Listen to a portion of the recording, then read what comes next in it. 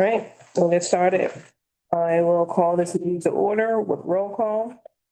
District one, Vice Chair, Mr. Jeffrey Lee is absent today. District two, Dr. Samuel Vame. Present. District three, Ms. Diane Easter. Present. District four, myself, Alicia Harold, here, present. District five, Ms. Jasmine Willingham. Present. Tax Commissioners appointees, Mr. Lee Kelly is not here yet. Mr. Nicholas Craig. Present. And the Clerk of Superior Court's selected alternate, Ms. Erica Pike, Dr. Erica Pike. Present. And we still have a vacancy in that position as well. All right, we'll get started. If I can get a motion on the floor to adopt the agenda, Make a motion to adopt the agenda. on what day? What day? We don't have this. January. Oh, that's not last week. Is it? For tonight's meeting. No, the adoption of the agenda. What date was that last board meeting? The agenda is from. It's the adoption Last for week, the right? agenda for tonight. I think you're talking about number 3, which is the approval of the meeting minutes. Approval of the minutes, that's what I'm looking for. Where are we on that? There we go. That's number 3. Can I get a motion on the floor for approval of our minutes? I make a motion to approve the meeting minutes for January 13th, 2026. Second. All in favor? Okay. We're gonna move on to item 4, which is the legislative discussion for Senate Bill 359.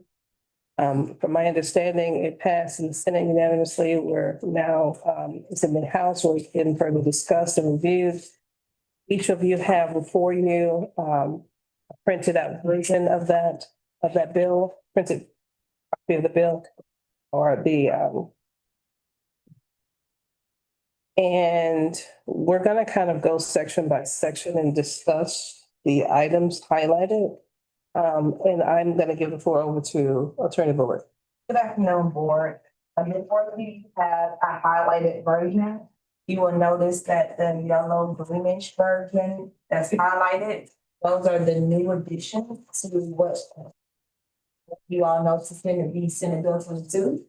And then you have red highlights, which are what I do with areas of, not from the board perspective, but from the ethics officer perspective. This is a collaboration between myself, the development board attorney, the water authority attorney, the old county attorney. We all, about 2 years ago, collaboratively sat down to work out the kinks that we've been experiencing because with the interpretation of the bill.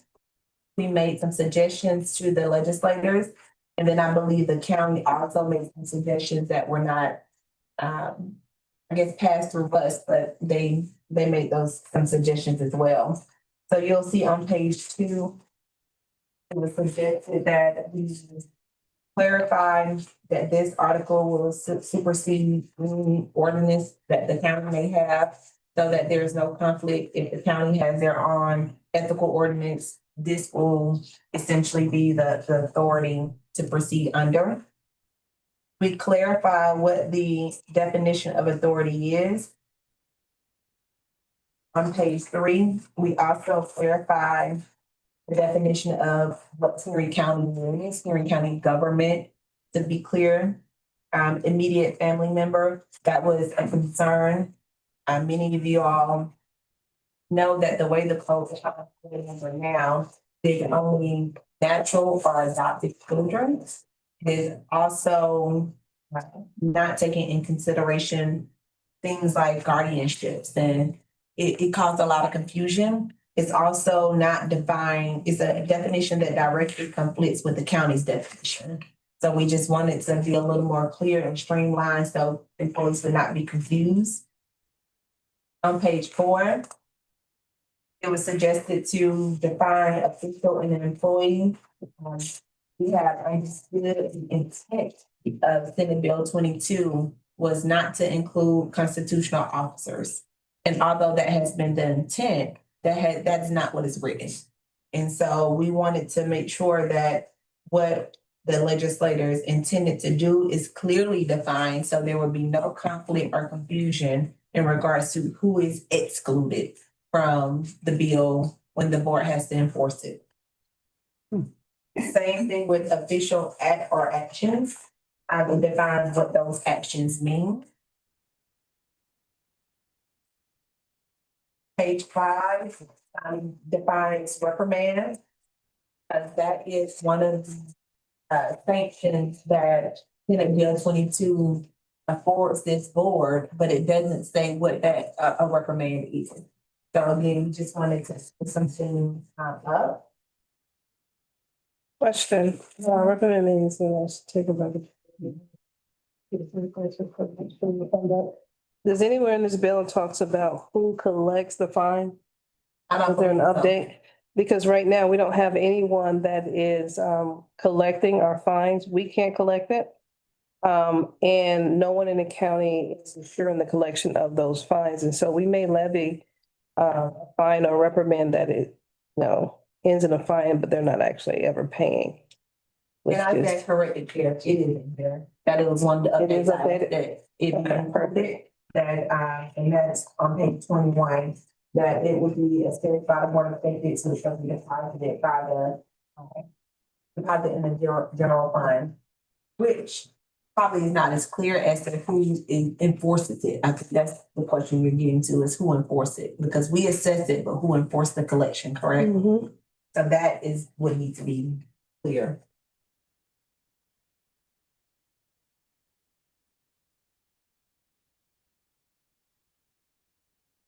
Also on page 5, it clarifies what the code does not apply to. So that's in regards to Henry County salaries, compensation, expenses, and benefits of that nature. Sometimes it got a little unclear as to what it did. And so we needed to clarify that if it's a salary, that's not a gift. If it's some type of contribution to a political party's campaign, that's not a gift. So we looked at what has been the standard language in counties such as Fulton County or City of Atlanta, and what has worked for them. And so you can see that is a huge addition, so that we can have some clarity on what is an exclusion of a gift, because we don't have that right now. I'll give you all a second on that. Let me know if you have any questions.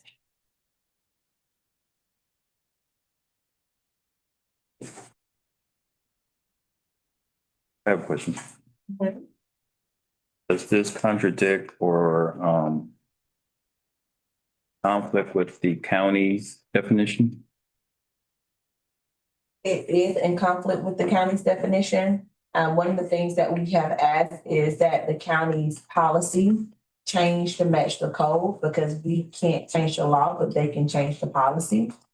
This is actually more robust than the county's definition of a gift.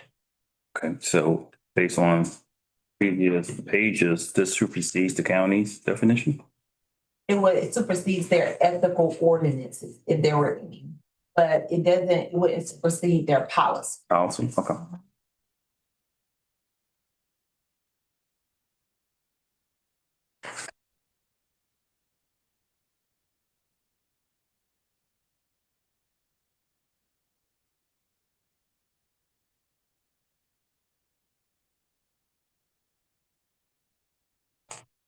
Any other questions before we move on, or you need a minute? Page 7, 1 or C. 1, that is the one where you'll see in red. This is an error, wasn't meant to be here, it's actually meant to be in section 2 of this bill. But I put it in red to highlight that it was an error. Is that being corrected or is it just an error? My understanding is that the senators are aware that there is an error, and so they can move to have it corrected in the House. And what is the correction? For it to be moved? No, that would be something that their council would talk to them about.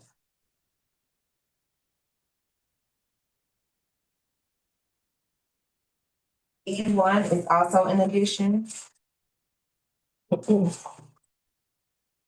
I'm sorry, what page are you on? Same We're on page 7. Seven, okay. I'm sorry, I was still on the page prior.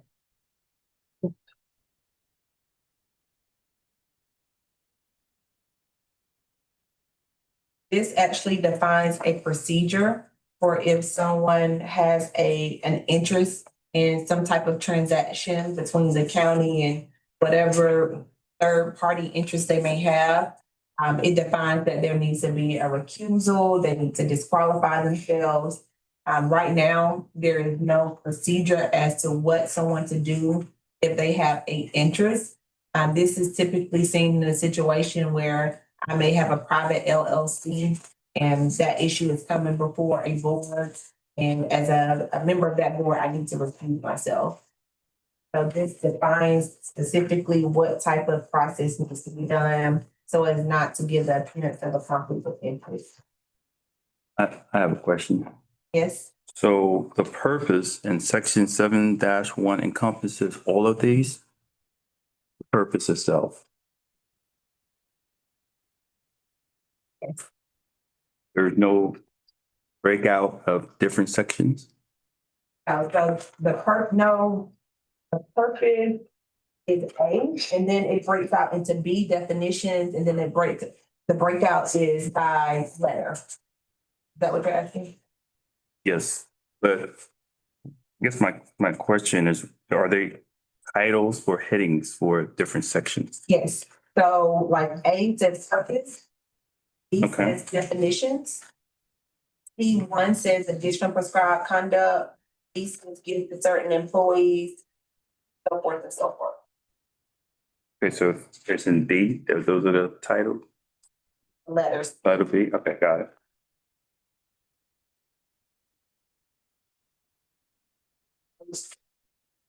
Right.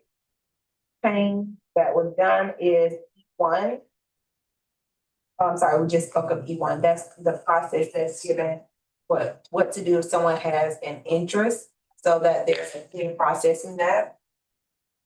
In F, there was an addition that was requested that talks about Perry County entering into a contract with an employee and what that process looks like. As of now, the current code says that Perry County should not enter into any contract with an employee. The board had talked about this previously. We had this come for the board and thought the better suggestion for in practicality of it is that not that they could not enter into a contract, but they have to go through the procurement process like everybody else. That way it's open, it's transparent, and things of that nature. So fleshed out what that would look like if they want to enter into a contract. F1 is an addition where we're asking the legislators to actually incorporate the fact and consider the fact that these employees, they are hesitant sometimes. Yes. Going back to what you said earlier in regards to them entering into a contract, is that someone who's employed with the county? They can provide a solicitation for a contract within Yes. while they're employed? Employee. Also, former employees, after I believe it's a 2-year or 1 year. It's previously 2-year or currently 2 years, but we're asking for 1 year. The situation, I don't think you were on the board then, but the situation that came up was once the board was formed, we had an employee that had an inflatable business. And prior to the board, for about 4 or 5 years, that employee was providing inflatables for Parks and Rec whenever they needed. I think he never grossed more than $4,000 a year. Once the code was implemented, because of that language, it was determined that he could no longer do that because he was an employee. The board had some cause for concerns because he had been doing it for so long. Everything was done in accordance with policy and how it should have been done. And so they believed that it was fair that if a county employee wanted to contract with the county, so long as if it doesn't interfere with their job, they should be allowed to do so. Would that not be unfair advantage? Not if it's done through the procurement process, which is why it's suggested that it's done through the procurement process, because that's the same process everybody else has to go through. It's typically sealed, closed bid, things of that nature. No, But that's something that, I think the city of Atlanta also has in their code of ethics. okay. The reason I bring that up is because if you're working for the county, you have inside information. They should not have inside information, because that would be an ethical violation. Or they should not be using that for their personal advantage. That's where the conflict may come in. That's probably where an ethics complaint would come in. Not necessarily because that's not, yeah, but I think it's gonna be a ethics complaint per se.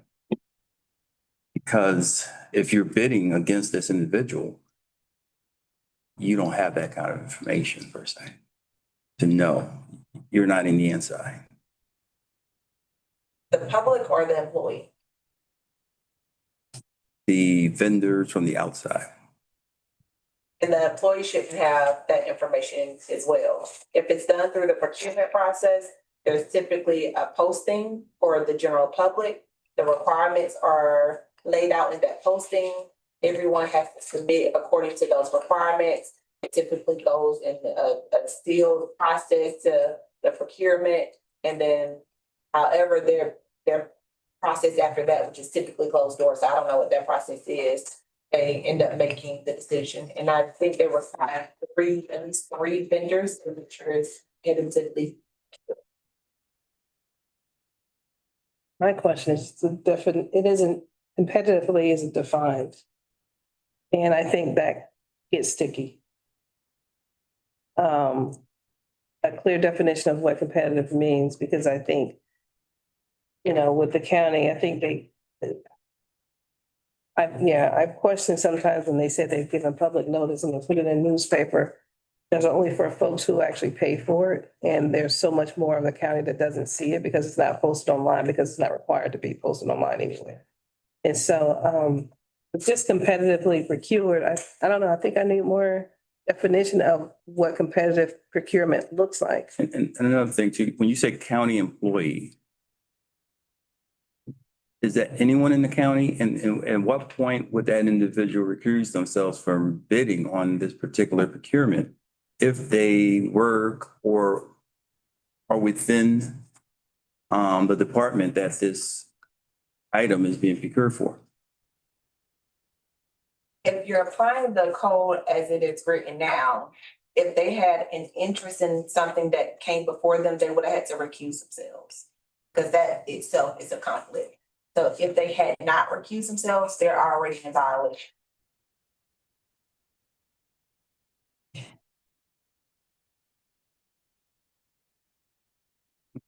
little confused.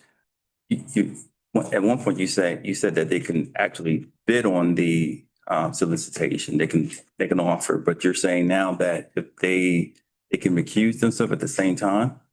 Thought the question to me was, if it came before them, would it not be the conflict if it was something they wanted to bid on? But they would have had to recuse themselves before it came before them, but they had an interest in it. So before it even came before them, as you all know what's on the agenda, they would have to recuse themselves to say, hey, I have an interest in this. I know I bid it on it. So I'm going to have to recuse myself. So can I go back to your inflatable example to make sure I'm understanding? So who owns the inflatable business? They are one of the people who would make the decision. They have to recuse themselves because they own this, regardless of whether they are going to actually put in a bid or not. They own a business that would be favorable to that contract. So they have to recuse themselves. Because even if they were not and we had this situation too, the actual worker, sometimes the fact that you don't know who put in the bid, your president of your company could have put in the bid, but because it's dealing with inflatables, you have to recuse yourself. Understood. That situation doesn't happen very often because procurement have their own rules. The people actually reviewing the bids I'm pretty sure, I don't know, but I'm pretty sure they wouldn't be able to, them or their families, to bid on anything anyways. It's for other employees. Can you define what recusing yourself means in this particular matter? As far as the board or just explain in general? No. How would it apply to an employee as far as recusing themselves if they're going to bid on a solicitation?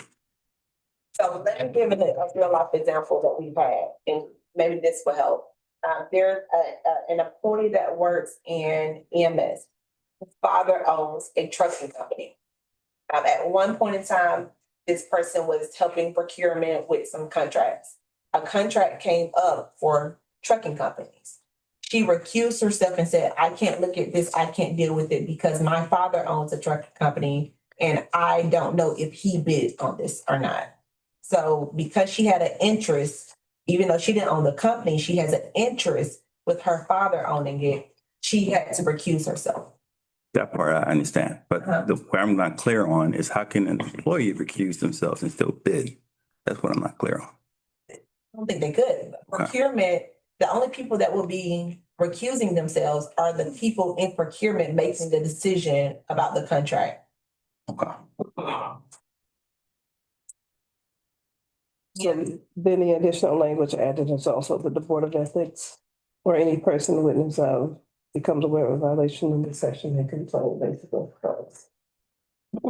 That's new on page 227. Oh, yes, NG. Yes, that's NG. So we talked about F1 about the retaliation, we clarify who can report. A1, this is language that was requested to be added by the county that I think is very vague and confusing. What's language this is A1? Yes, ma'am. It says complaints regarding adverse activities, department issues, behaviors, or relations shall be submitted to the county's Department for Human Resources, and no further review shall be conducted pursuant to this section, including hearings by the ethics board officer or administrator. So then what does that mean for the ethics? And that's why I Department. put it in red, because that is not only confusing, but concerning. As this board has seen, we have complaints that cross over. Sometimes it's only HR and the board dismisses them.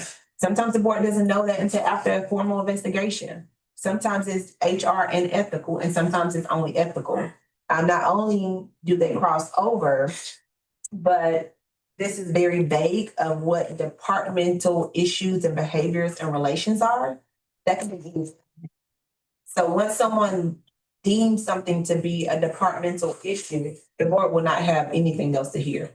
Because all it takes is for the respondent to say, oh, no, this was a department issue, and all the complaints will be quashed. Define departmental issues. I think that's the problem.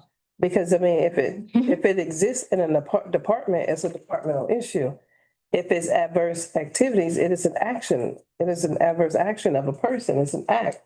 If it's behavior, it is a person's behavior that lends itself to be unethical. If it's relations that's unethical.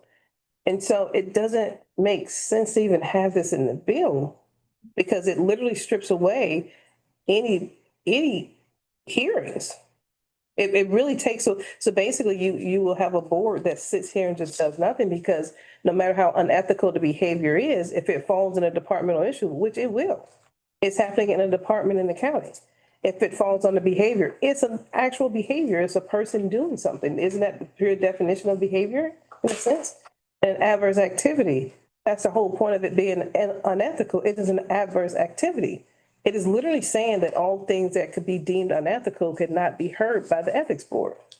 Especially as written, I mean, if they had these fleshed out and defined, that would be potentially a different conversation, but as this is written, anybody can define this how they want. I mean, like you said, they literally can look at it and say, oh, that's a department issue. Okay, well, then we can't hear it. So I don't know. I think A1 This is disbands. very vague. It doesn't, but it does. Let me ask you a question. I'm looking for it, but I cannot find it. In the document, what gives the board the authority to hear cases? The whole document itself. Not according to this. Not according to that. Oh, I thought you were asking me in general. Yes, I mean, outside of, Language is added, then That's the problem. this language directly conflicts with the bill itself. It's almost as if the bill is null and It's void. null and void. It just muted the bill. so there's no preamble that authorizes the board to conduct business within these guidelines? No, Okay. Because this is the catch-all for them. This language was the catch-all to stop. Ethics hearing. The ethics hearings. I mean, it literally would be subject to what, Interpretation? realistically, what departments don't want to deal with. Is where that would leave us, is we would only get what they don't want to deal with, and I would assume that's not gonna be anything. And anything that they don't want. Well, let me back off that comment. Let me ask a question, clarifying question. What actions do we hear that are not adverse activities? all of them are adverse. Go ahead. Every single, and everything is a behavior. And all of them are department issues because if you are having unethical behavior, that's a department issue. So with this suggestion that the only stuff that we would ultimately hear would be if Procurement, somebody, a procurement issue or someone from the general public felt like somebody in a specific department was being like, if I went to a department or something and I feel like someone's actions that work there were unethical, I could file a complaint. But do you get what I'm trying to say? I'm trying to, yes. a non-employee. Yes, a citizen essentially would only then get complaints if citizens made them, and when is, that's not a. Like even an employee filing it to still deem it to be a department issue and behavior. So I think the thing about this whole section is it just, Makes no sense. it disbands the board from being able to hear. The only thing I can think of the board will be able to hear if this section is included are issues that come from boards, from other boards, so like the water authority, elections boards. And those are very few and far in between. I mean, but could we, because I know that, I think they're considered, agency is considered, things. But, and I've heard us be publicly defined as an ethics department, even though we're really just a board. They deem us a department because we do have staff and we do have a budget that, you know, comes from, the budget department or, you know, the county. And so even as an agency, we're still seen as a department. And so even the boards will be off limits. I think so, because Henry County in this is defined as any affiliated departments, agency, board, and commission under jurisdiction and control of the county. But what's the difference between, I understand they're saying agency and department, but when you get to the root of an agency, which is a board in there, that by definition, or if it says board, rather, it says board. Mhm. Even within the board, there's a department. You I are think it would- considered the ethics department to our staff employees. I think it You're part depends of- on the board. So like the elections board is a board itself. The tax commissioners board is the board itself. So if that language is included, the ethics office could hear, or the ethics board could hear against the board.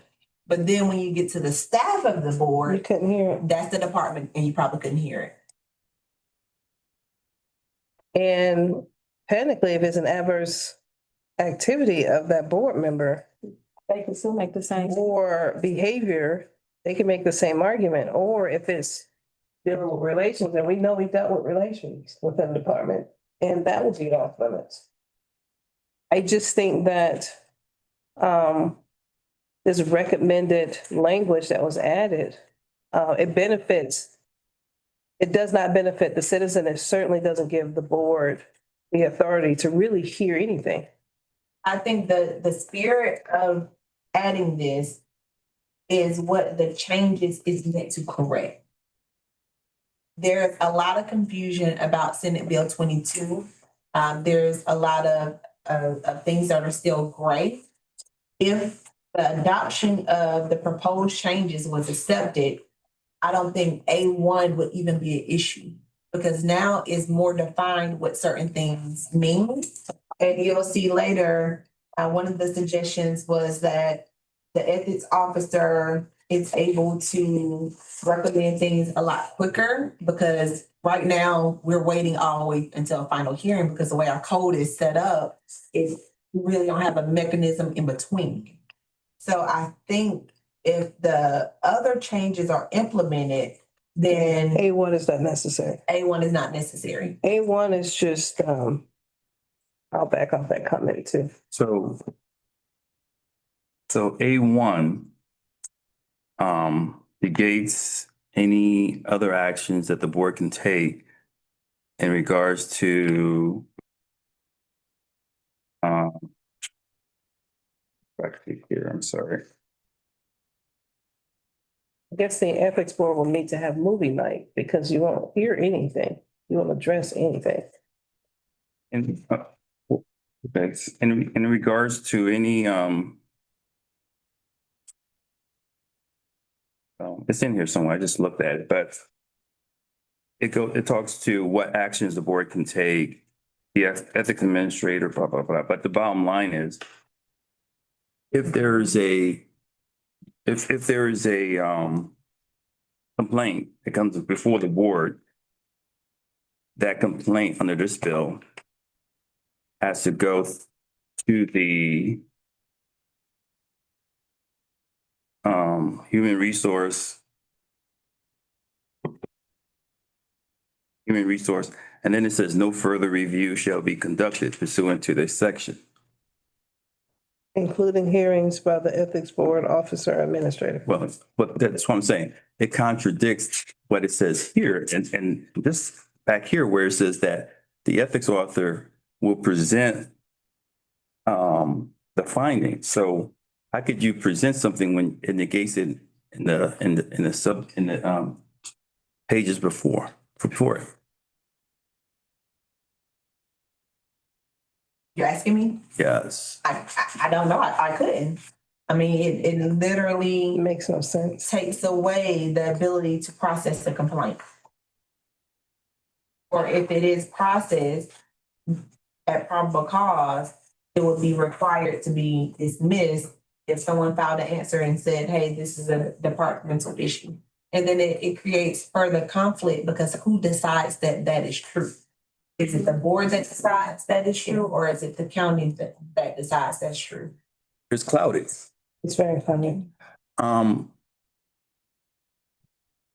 so I'm gonna let you finish your presentation. B was also included, which just clarified that the written complaint is sworn. 2 was also included. This indicates that at the time that our ethics administrator receives a complaint, the complaint has to be sent to the county manager, human resources, risk management director within 3 days.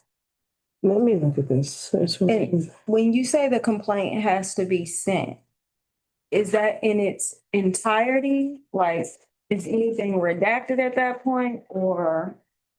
It's not clear. I mean, it says written notice of the subject of the complaint, so I guess. You just have to notify them. Would not have to be sent.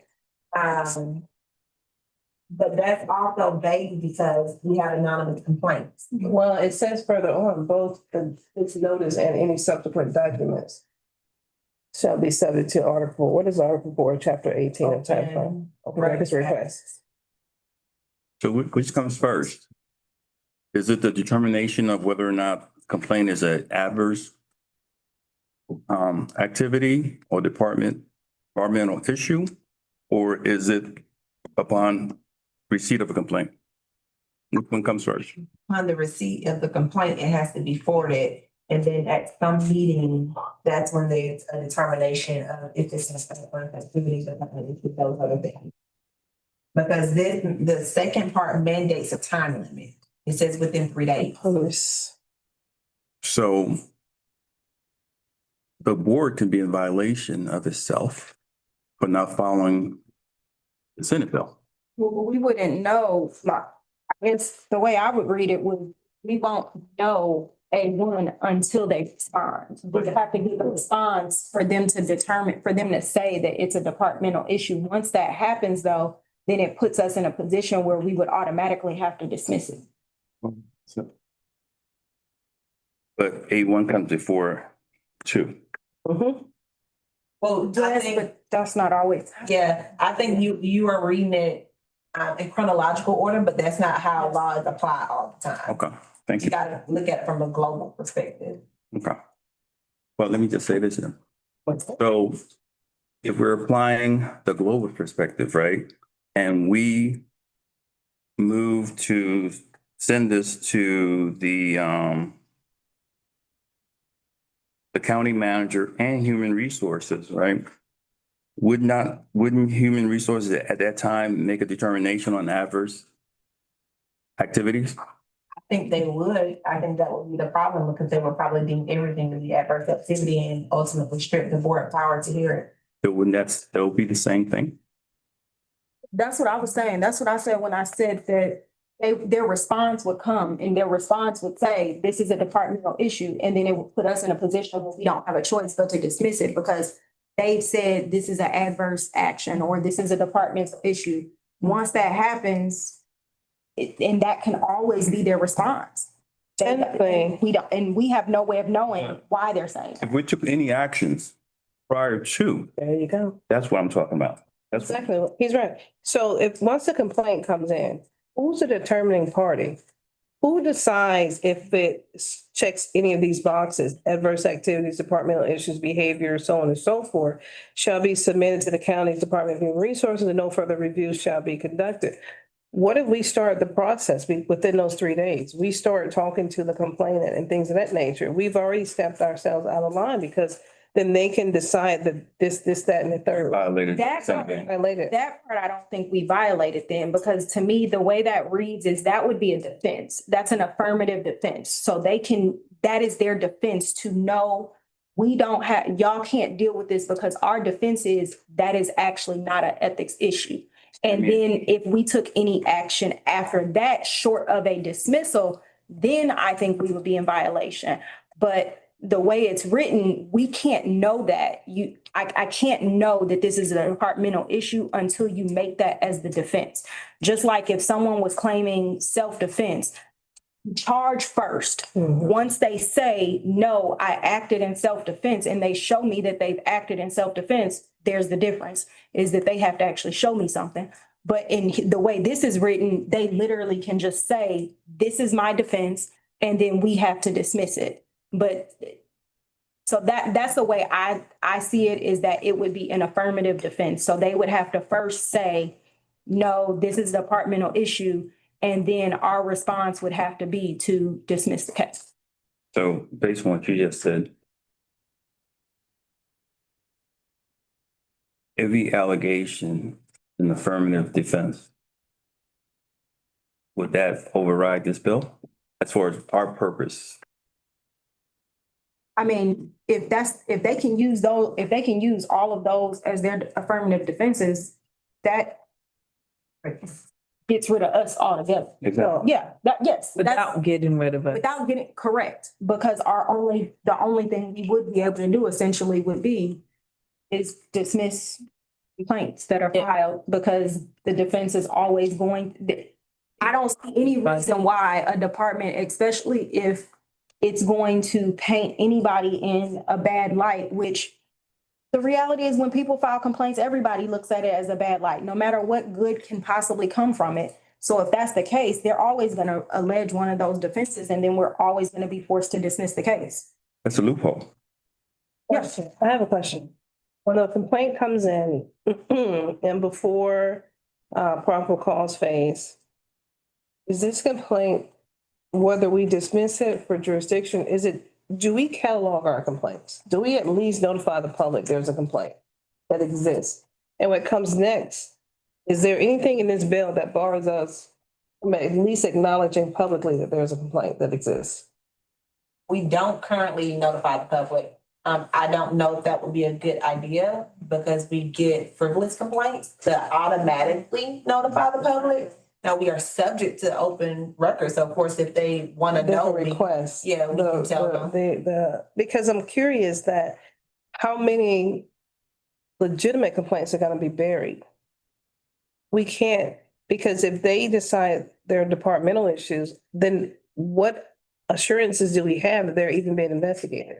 Well, and I guess to that, my question would be, is there anything that bars us, not so much from notifying the public that the complaint has, like, that there's a complaint about this specific thing, but can we track our complaints in terms of notifying the public that this year the board received X amount of complaints? Pertaining, And then when they look and they see that, wait, y'all received 50 complaints and you only addressed 4 of them in all the hearings I saw or all the meetings I saw, that would then, I mean, that would be the only, I guess that would be my thought, is how the public would then recognize that something I think, is a is myth. adding up, because now I want to see those complaints. So now I file an open Why are there record. so many complaints with so little Correct. I think- movement and action addressing any of it?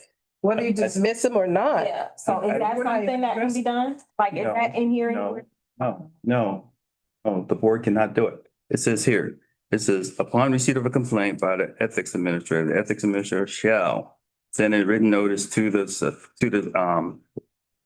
subject of the complaint, blah, blah, blah, to the county manager, blah, blah.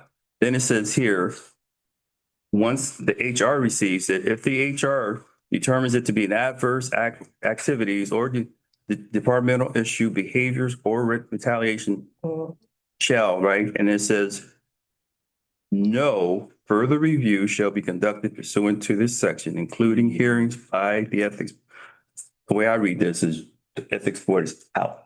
Well, I wasn't saying having a hearing. What I was asking is there any way to track the number of complaints received?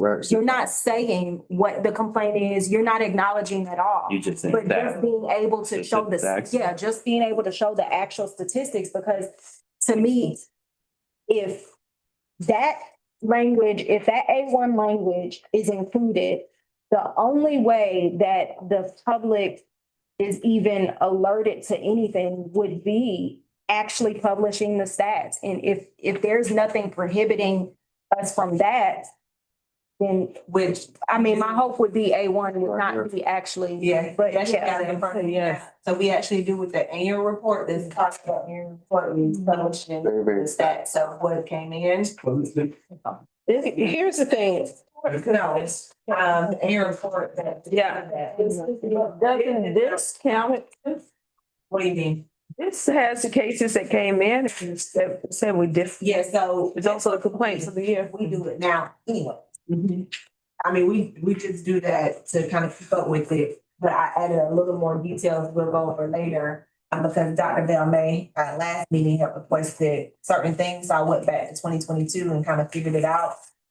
But internally, we always keep up with the case and what was the result of that case. The complaints received. Yeah. Okay, I see it. Another issue with 2 that I foresee with the complaints being sent to the individual is if employees are aware that their complaint is automatically going to go to the county manager, it's going to discourage them from filing. Here's what happens with A1 as well. And for the public who's watching, who may want to know what we're looking at is proposed Senate bill, well, it passed in Senate, it's in the House, 359, line 235, page 10, through line 235 through 238. But here's the thing. From the onset, the start of the complaint, you can't even review it further to even determine whether those things are actually true. Whether there is an adverse activity, departmental issue, behaviors, or relations, because just by the mere hint of the possibility that it is, without getting into the meat and potatoes of the complaint and understanding what is and what isn't, you can't even do that. You can't even investigate. You can't even ask questions. You can't even interview the complainant. You just have to send it over to human resources. This is an incredible way of burying issues. Once you send it over to them, they're gonna automatically respond. Their automatic response is going to be, this is either an adverse activity, a departmental issue, behaviors, or relations, and therefore y'all can't touch it, and immediately would have, once that response comes, which is we got 3 days, probably on day 4, we're gonna get the response and we would immediately have to dismiss it. Let me ask a question. So I understand before we were documenting the complaints this way, but based on this change here, right? When is a complaint officially a complaint? When they stamp filed, So when you receive it and you stamp file it, at that time, how are we going to make a determination whether or not it's adverse or departmental issue? It's almost like every complaint now has to come through. No, every, So it's not a complaint yet then because we haven't made that determination. well, yeah, I think, I mean, it's a complaint. until see. yeah, Mhm. until the defense is made, it is not, we still have authority over it. The problem is, they're gonna make that defense right away. Nobody's going to sit and wait and let us start investigating because they're gonna immediately make that defense that this is a departmental issue. My question is. In every issue. It appears. there is that- no determining. We don't. That's what I I'm know, I'm saying. trying to figure out. The respondent That's would. what I believe. So the way I foresee this playing out is we receive a complaint. Within, if we receive it on Monday and I start investigating on Monday, I investigate on Tuesday. And then by Wednesday, the respondent get a copy because Gloria has to send it within 3 business days. On Wednesday, they send an email and say, hey, this is a departmental issue. At that point, I have to stop. Waste of resources. Because once you get to line 256, 57, she has to send it. Once it's sent, that's when they're gonna respond. Once they get it. But that goes back to my question then. How do we categorize, because it seems like there has to be a delay. You receive a document and you have to wait 3 days to make it, to submit it to the, to be in compliance with line 256. At any given time, they can say that either the respondent or the county can say that is an adverse activity. It squashes what you so call a complaint. You know, Until that 3 happens, days. until that happens, I don't think until they actually make that defense, we are still within bounds. So if for whatever reason, 3 months goes by and they have never alleged that this is a departmental issue, it's still fair game. It's still a complaint. But- The minute they say this is a departmental issue, it doesn't matter what we have found at that point. I think we have to dismiss it because we know we do not have authority over a departmental issue. So we could have found that, yes, I think this is an ethics violation, but now they are alleging a departmental issue. Our hands are off. So now like you just said, we've wasted resources. Mr. Kelly, Today, when a complaint comes in, bear with me. You notify HR immediately. As of right now, complaints get filed in, they get file stamped in, a notice of complaint goes to the respondent. And that's it. We don't notify HR, we don't notify the county manager or risk management. We don't notify any of them. It's just to the respondent and that's it. Because this, I guess lines, what, 256, 257, this only speaks to notification. So I guess I'm having a hard time. kind of and no, because technically, and I know it's not in the chronological order, but it says complaints regarding. And so as soon as she receives it, because we haven't defined the determining party, if they give her a set of guidelines and says, this is what we decide is adverse departmental behaviors, relations, then upon receipt, because she's received it and has determined that those are issues or boxes that it checked immediately, even before we send it in 3 days, it can be already determined that she can't further review. I don't think so, the way it's written. Now, like you just said, if they I gave think her the a list, interpretation. if they gave her a list and defined adverse activities and they defined departmental issues, then yes, she has to follow that list. But the way this is written, she can't make that determination that it's an adverse activity until somebody alleges it as their defense. That's why I said these are I would look at these as affirmative defenses. And I can't determine that you acted in self-defense until you tell me you acted in self-defense and why you acted in self-defense. Here, they don't have to tell us why they've decided it's an adverse activity, but she can't make the determination based on the complaint on its face alone unless they define these. Now, if they flesh this out and they say adverse activity is X, Y, and Z, well then yes, when she gets the complaint, it never makes it to us at that point because she gets the complaint, she looks at her list and she says, oh, this follows an adverse activity, not ours. Until who flushes it out? Well, yeah. Or The bill human would- resources. I think So what's the solution? bill, Because at some point you set precedent.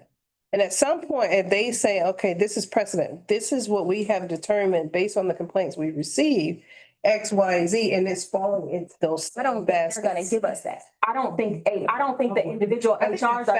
I think the fact that they put this in this bill, they're gonna do everything they can. to I think keep us the best. HR is gonna have that. I think their HR departments are gonna have lists of what is an adverse activity. They are gonna have lists of what is a departmental issue to make it easier on them. So when they get those notices from us, they're gonna look and they're gonna say, oh, this is, okay, so let me send this back. This is an adverse activity.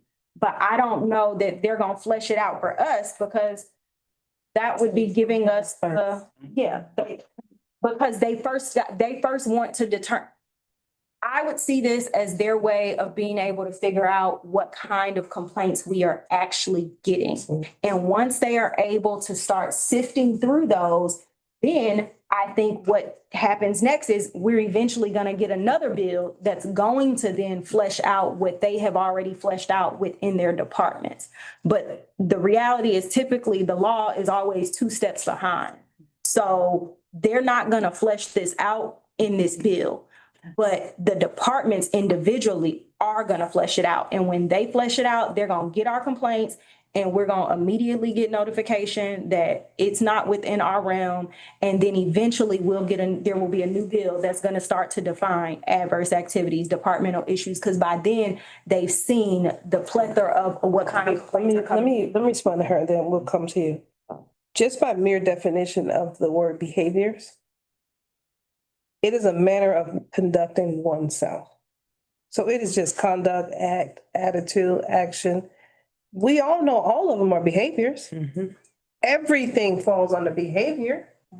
It's an act, it's a conduct, it's a nature, it's a management, it's demeanor, it's a practice, it's a performance, it's a role, it's a style. It's a manner of conducting oneself. So that means it eliminates the review of anything that is a behavior. Just by the sheer definition of the word. I get what you're saying in terms of why it should not, why we are not going to be able to hear it. But on its Even face, the review. but on its face, this language does not say that she can't look at the complaint and send it off. On its face, in the black and white, plain language, black letter of the law, that's not what this says. So I know what you're saying. This right here, I know this is just a lawsuit. no, and I get what is going. This is just a lawsuit.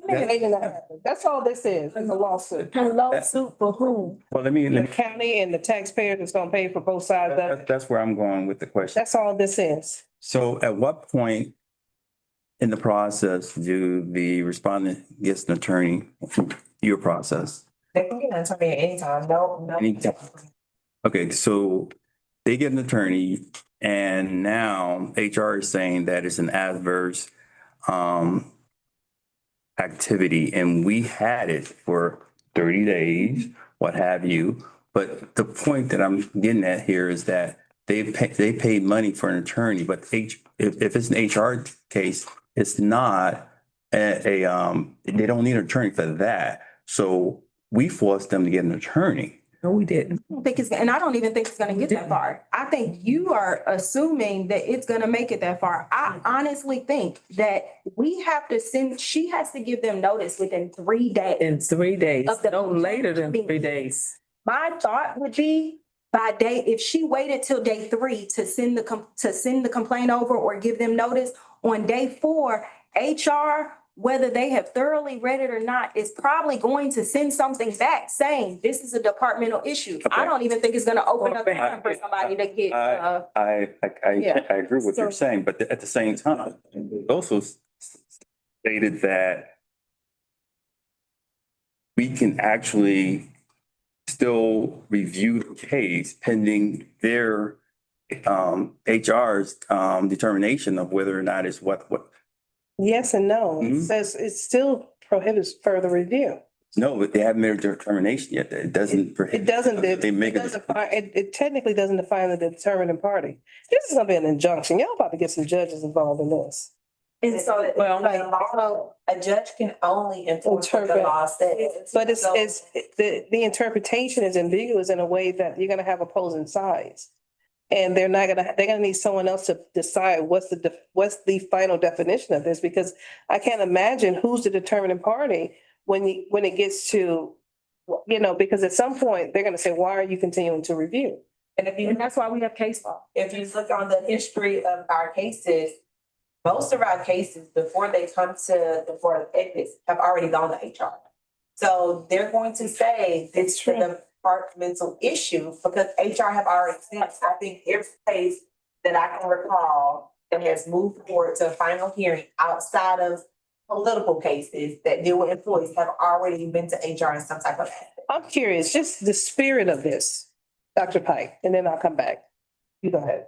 Oh, so I'm curious. Okay, so is this particular, because I heard it passed the Senate. Senate over unanimously, I don't think they read it. So the process is we are not able to put our 2 cents or a lot of cents in anymore, correct? No, it's in the House waiting for approval. Both parties, before it becomes law. But she said, what about us putting, This is our Input. This is our The input. House hasn't voted on it yet. This is our input. All right, so now we're inputting, right? So is this getting back to them prior to their vote? There are some conversations that'll be had based on what we discussed tonight. Yes. Okay. And I think that's the important part for me is that they understand what we're saying and understand that it's not logical, right? Like the way how what they're presenting is not, it doesn't make sense. Or the better good of the community, the workers, the employees, everyone. So I was just trying to see like what grounds we have to stand on to present back to them so that they will have another viewpoint. And this is why I did not want to just address the issue myself with different lawmakers. I wanted them to be able to go back to some video evidence to see the discussion on the board and the various opinions and not just mine. And so this is hopefully our first step to see if we can maybe appeal to get someone just to pay attention to make some amendments and changes. Yeah, because, going back, what attorney said, the employees, they're not going to feel comfortable, with presenting something if they know it's going straight back, to human resources. They're just not going to feel comfortable. And so that's doing them a disservice. I have a question. Most of our employees, believe it or not, are county residents. In your research, are there any language that mirrors this in any other? Mirrors this proposal? Yes. Absolutely not. And that was my question. What was the spirit behind this? What was the intent behind this language that was inserted? Do you have any indication of having any conversations about why? Regulations. We didn't propose it, so I don't know what was meant by it. Can your speculation be spoken in public? It can. I believe if I had to speculate, because there has been so much confusion within the hearing of the board hearing quote unquote HR issues. They wanted to take away that ability to do that. I believe inserting this language, their intent was to take away they deem as HR issue, not HR issues, not understanding that the process itself will always involve HR issues and to trust the board to sift through. I believe a lot of it stems from a lack of trust for the board to do just what they're supposed to do and not what they don't want to do. I think it is important that, just like the hearing we had today, it's not the goal of the Board of Ethics to investigate human resources policies. However, there are some issues that are human resources issues that are also Board of Ethics issues, and our line of questioning may appear to be human resources related, but to get to the meat and potatoes of the information we need to make a determining decision, it will lead down the line of some of those same questions to get to the ethical matter or the behavior that was deemed unethical. And I think that a lot of folks see the hearings, but they don't understand all the work that goes before it, and they reading the text, the speaking with counsel, and to make sure that we're investigating the issue. And I think that sometimes, again, the line of questions may lend itself to believe it's about human resources, but it's just a clarity that the board member may need to get to the crux or get to the issue of the ethical complaint itself. And it happened today, and we didn't make a determination. Our goal wasn't to determine whether or not the right was, or if they followed HR policies or procedures in a sense. It was more of, was it an ethical violation? And can we look at this issue, the four corners of this issue, and, and compare it to the code? And is there a violation based on that? And a lot of times, again, it's going to be behavior because there are actions of these employees of the county. Well, it would probably fall under both behaviors and department. True. It's like, it could be a crime and it could be unethical. It could be a human resources issue. It can be unethical. It could be a crime and then it could be a civil suit. The two can exist in the same. Anything else before I go to the next one? On page 11, the next edition was, we have a complaint that is not formed with the bill. Currently, it doesn't give a time limitation to correct the complaint. So it was suggested that the individual notified it 10 days to correct it. And if they still fail to satisfy the technical requirement after one amendment, that it will be. So say that again, because I thought there is language in the current bill that talks about giving them an opportunity. It doesn't have a time limitation, so it can't. Currently, it's indefinite, but it's clearer to say, hey, you have this amount of time to fix it. And if you don't fix it, or you fix it incorrectly after one amendment, we will have to dismiss it as a complaint. Doesn't mean they can't refile it, but they just gotta get it together. The next one is it conflicts with page 12. So the bottom of page 11 says that the Henry County Board of Ethics should be composed of 7 citizens. But if you look at page 12 and you count those people, it's really 10. So it's conflicting language. The second thing in regards to that issue is how these people are appointed. I understand whoever proposes language probably appears that they want to focus on constitutional officers appointing board members. So the constitutional officers wouldn't have a dog in the fight. They wouldn't be subject to the jurisdiction of the Code of Ethics. So they would get to each appoint one member, which is 5, and then each appoint one alternate, which would make a 10-person board. The concern that I have with this and why it's highlighted is one of the things I consistently hear from citizens is they like the district appointees. the grand jury picking board members, they feel a part of the process. And this takes the citizens out of the process. I agree. I think if you have politically a left or right leaning county, then your ethics board is gonna lean in that direction as well, and it's gonna more than likely favor its political party. I agree. I definitely think that's a problem. The next issue that we added by the role of the Superior Court clerk. If you talked about that it is their duty to provide administrative assistance to the grand jury when appointing board members. You can see even though the red part takes away the grand jury, I kept this part yellow because it clarifies the grand jury, so it actually conflicts again. If they're going to keep it how it is now with the makeup of the board, 5 members being chosen by the grand jury, 2 by the tax commissioner, 2 alternates by the clerk. This just clarifies the clerk's role in that process.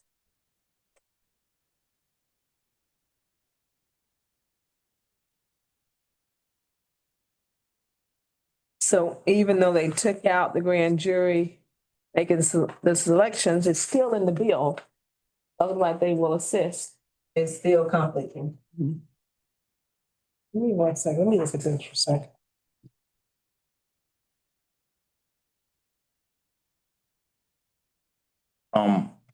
When, if adopted, when will this take effect?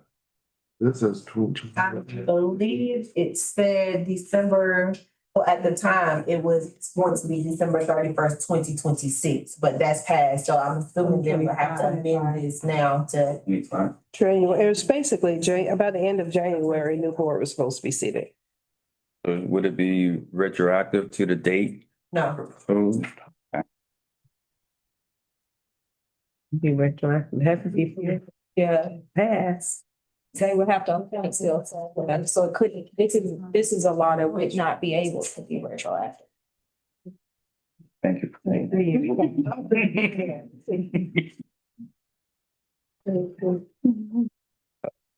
a minute, it can be retroactive. Yeah, so Some laws are like that. Yeah. So basically, E and F contradict themselves.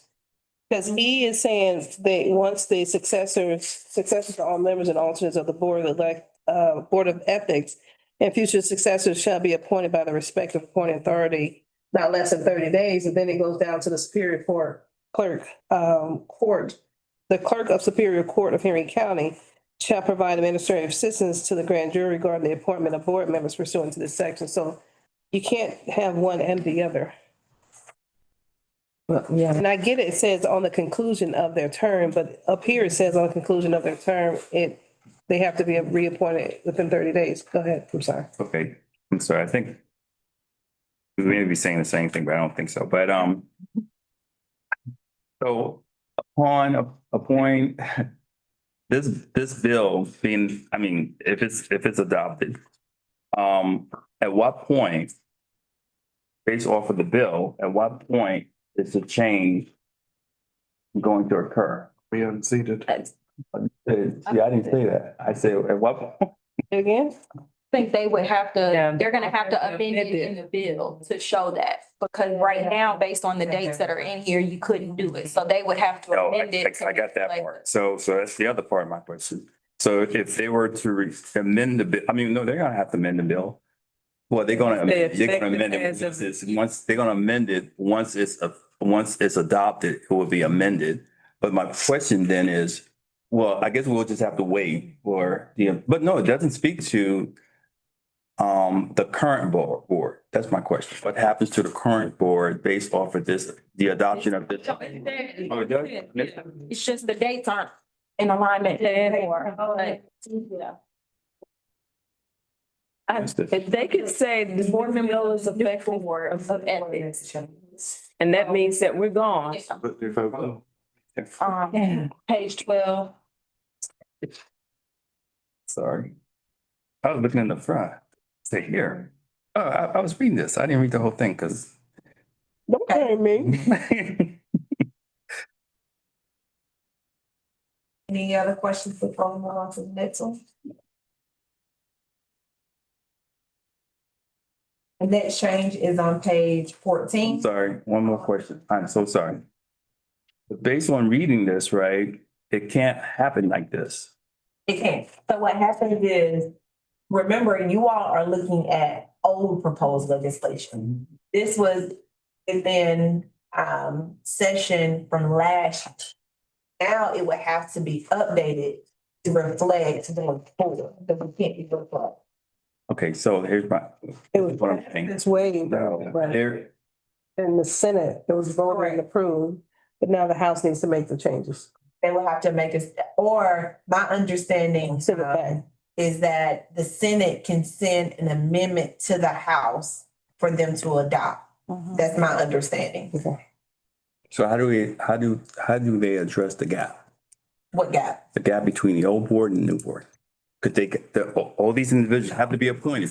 Be in place until a new board replaces them. Yeah, I So told them nothing in this bill dissolves the old board. It That was just my says original a new question. board will begin and this is what it will look like.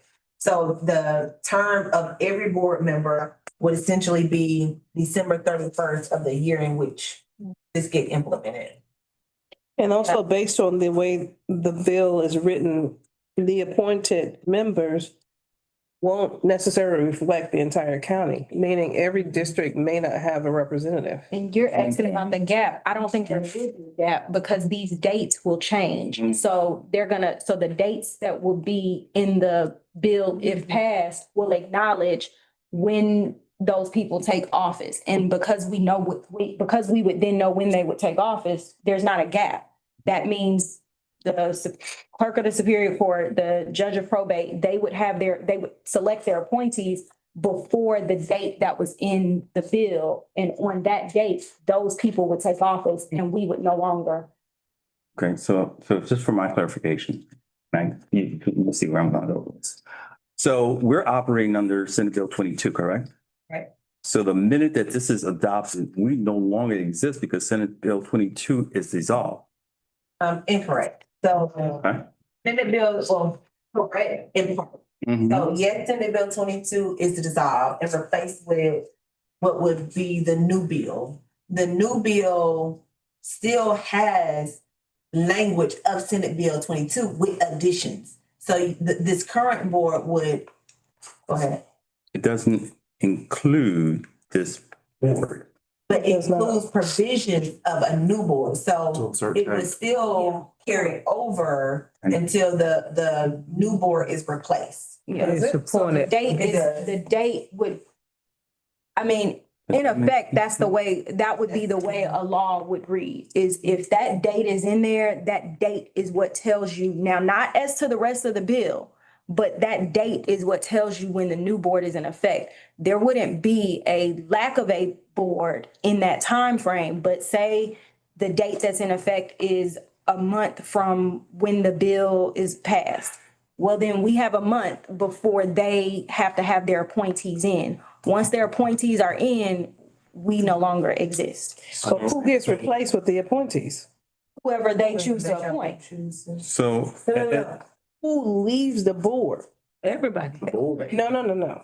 So if this board stays in place until the new board is appointed, let's say it takes one person 2 weeks to find theirs, a month to find this one, 2 months. Which one of us go first? They have. December Let's 31st. do 30. 11:59 and 12 o'clock, January 1, the And then we all walk out the door. we all shut the door. Just like we have a vacant position right here, that would. Every last one of them that date, vacant. So, and that would be On that day- of the bill. At midnight, it was sweat. based on what we're discussing here, there's a point where this board becomes lame duck because we have no authority. But don't worry, the next board is gonna be a lame No, duck you too, have based on the authority. language. So the board will still have, well, you have authority. You say, are you saying this? Are you doing You this? say authority because the language. They will exist, The no authority. authority. However, this board could still operate under whatever authority the new bill gives it. So, Which isn't any. by way of an example, in 2024, there was a big change in family law. Child support changed drastically. But there's a provision that says we're telling you what the change is, but in 2026, it won't get implemented. You don't just not do child support in the 2 years, you just operate under the old until the implementation date goes into effect. So how is it addressed? Dr. Pike. How is it addressed in regards to retention of the old board? What do you mean, how is it addressed? The old board still remains there until replaced. by- Retentions. You got new people appointing, so that's gonna be their choice. Yeah, So you're that's- asking if the old board will stay, The sheriff, the. what are you asking? Why would the old board stay? No, maybe. That could- Appointees, Yeah, they that say, could, hey. yeah, just keep this old board current. members- You're asking, No, I know. that's not what he's asking. You know he's is asking. in that gap. What Well- he's asking is, once the bill is passed, the date for the new appointees is, I'm just gonna throw out June first. The date for the new appointees is June first. So between the time it's passed up until June first, he's saying, What would I- what makes us stay? That is a good The same question. reason that But No, that's not the same reason. All right. Same reason they got you in the seat in the first place, is to represent, to do the work of the people for free, by the way. This next board will get a per diem. Well, but speaking of look at this free- board. The next change. No. This board will forever be a free working board. The next board may get a per diem. There is a proposal, a per diem of 150 and for, I think, per day, yeah, 150 per day that the board members serve. That was an addition that we requested, mainly because the Board of Ethics is one of the few boards that don't get a per diem. And so it was requested and they passed the Senate. The board also, we asked that it clarified that the board had the right to do certain things on its own within its budget.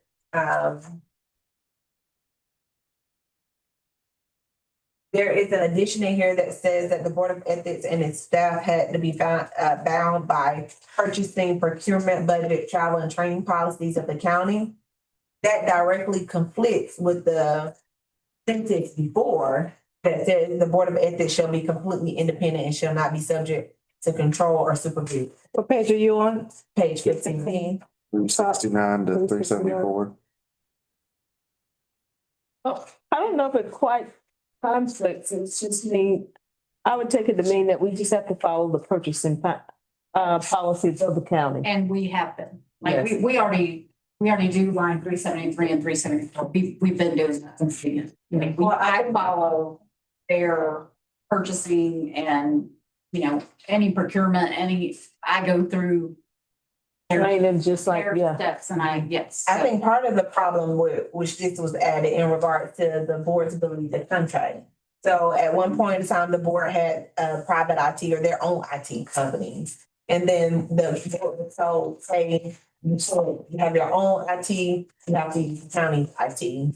And then it became a question of, does the board has the right to make those decisions on its own, or do they have to follow the authority of the county? That's where that comes, the conflict I was referencing come into play. The procurement, the budget, travel, training policies that are generally applicable to the county departments and employees. Our training department is probably stronger. Training policies. I guess my question, it kind of said yes and no as far as we're still subject to control. Provided however the policies of staff shall be bound, because if we're bound by the county purchasing and procurement budget, travel and training policies, I guess we are bound by the policies. I think we just get sometimes confused with policies and authority. I just want to make one correction. You said, you keep saying we, it's they, They, who is they? the new board. If you don't leave me alone. I swear, I think I have two brothers. You're my second. Second. I say what everybody else thinks. Keep repeating. Mhm, We did not add that into our budget request. we did. We did, unless we stripped it, we did. We did. And we'll go back and review, but we talked about that. Because I know we have multiple versions of the budget. Let's make sure we submitted that version. If not, then that really is my concern. If they get paid or not. I mean, we didn't get paid. So, but here's my only issue is when it says bound by, sometimes it gets confusing with permission. So policies and permissions sometimes intertwine. When the board deems a necessary contract or a contractor or service needed for investigations, needed for litigation, and then we're kind of left out there, we'll let you know kind of thing. When in reality, the board has made a decision, it is a necessary need for the board.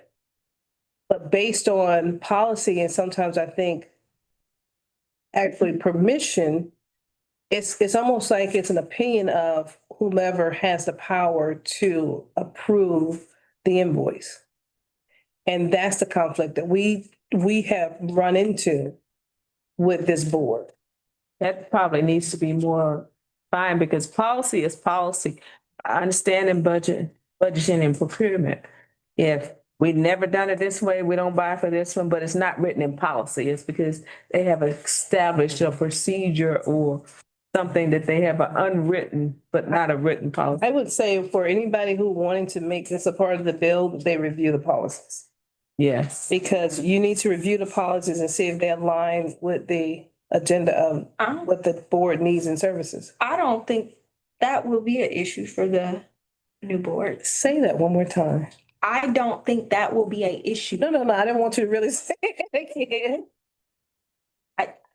I mean, based on, well, the reason I say that is based on I get it. how the board is gonna be established. I don't think that's going to. The board, instead of being a policing power, it would be a policed power. No, what I'm saying is, I don't think they're going to run into those issues that we have. Of getting the money. It shouldn't. You mean, it shouldn't run into issue because there should be no conflict. The way I read this is, they're not prohibiting procurement by the board. What they're saying is you have to be aligned with their policy. And that's what it says, but in reality, sometimes policy and prohibit, they get confused a bit. Permission. Yes, Another permission. big change in this section is right now, our current budget that's set in the bill is only 200,000. Now, the county has recognized that has not been enough. Even without it being in the bill, they have raised it to 300,000, I believe, beginning 2 years ago.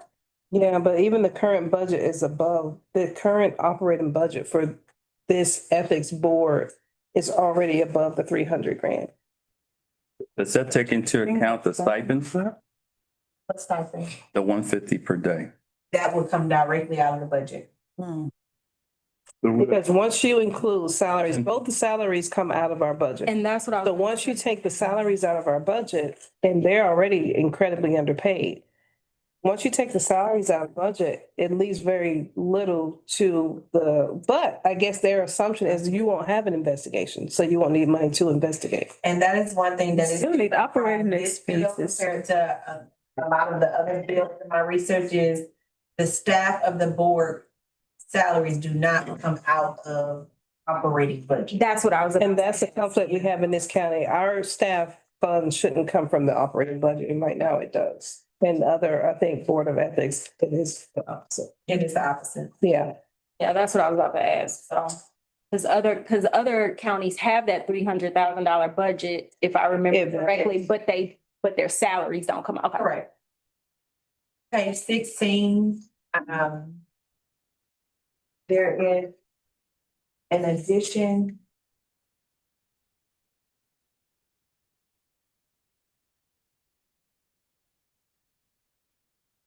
there was a removal. So currently the way it reads, the ethics officer shall be appointed by majority of the members of the Board of Ethics for a period not to exceed 6 years. That was removed. The board's discussion was if the board has the right to remove the ethics officer at any point. And so I understood that the 6-year limitation was, I guess, to keep fresh eyes, I guess, per se. But then further discussion also divulged that constant change is not always good, especially for boards. Typically when boards changes, you have new people learning how to operate in some sense of the knowing, which typically is the staff, is better than not. This is something that was very abnormal too. Most counties don't limit a time for staff's position. And that was removed from what page are you on? Page 16. Okay.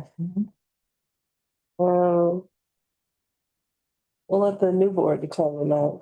I mean, it makes sense so that you have some continuity, especially when so much had to be established and still being established with the board because it is so new and there is still a learning curve. Some things hurdles you can jump over quicker.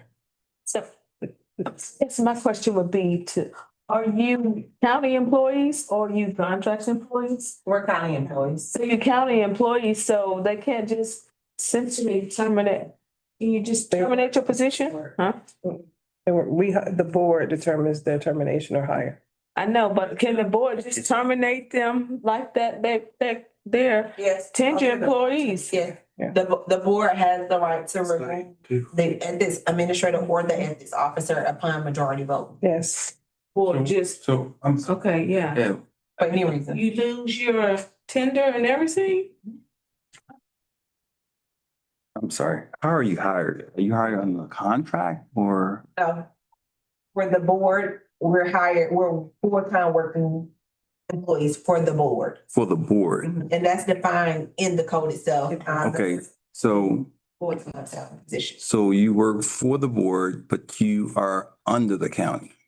Right. So classified as an employee with employee benefits, but hired and controlled by the board. So you all's Absolutely. position is similar to that of like an elected official. They have a district attorney has personal staff, but that personal staff is either paid by the county or the state just. Exactly. Okay, so and your personal and a elected official can let go of their personal staff and they do not have to go through all of the same policies and procedures as a typical county employee because they are okay, so that's how you all are.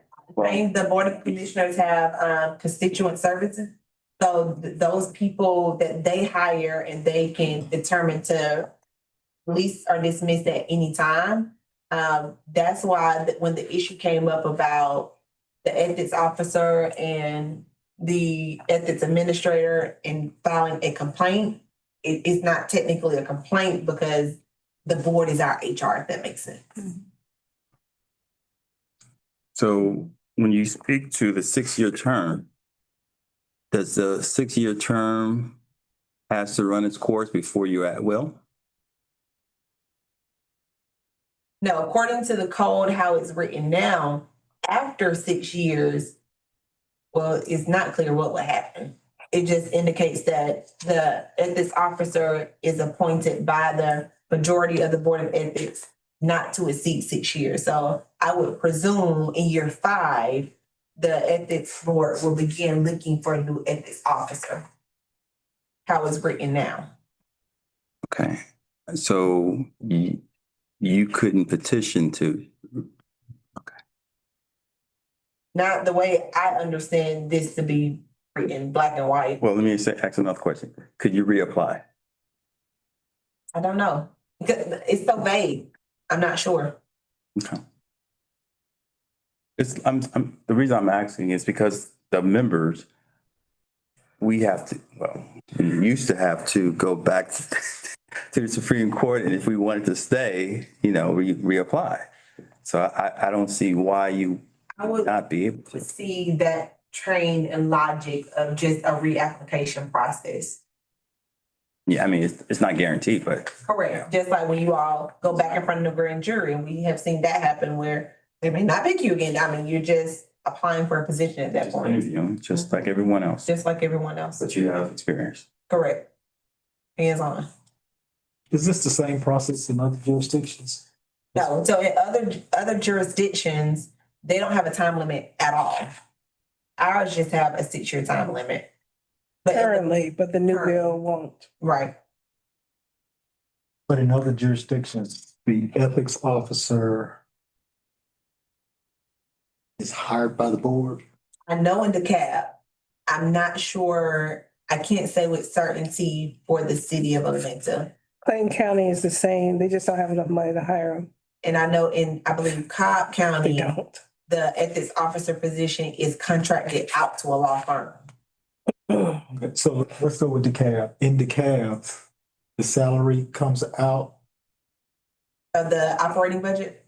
No, No, it does not. Okay. here it does, and in Clayton County it does.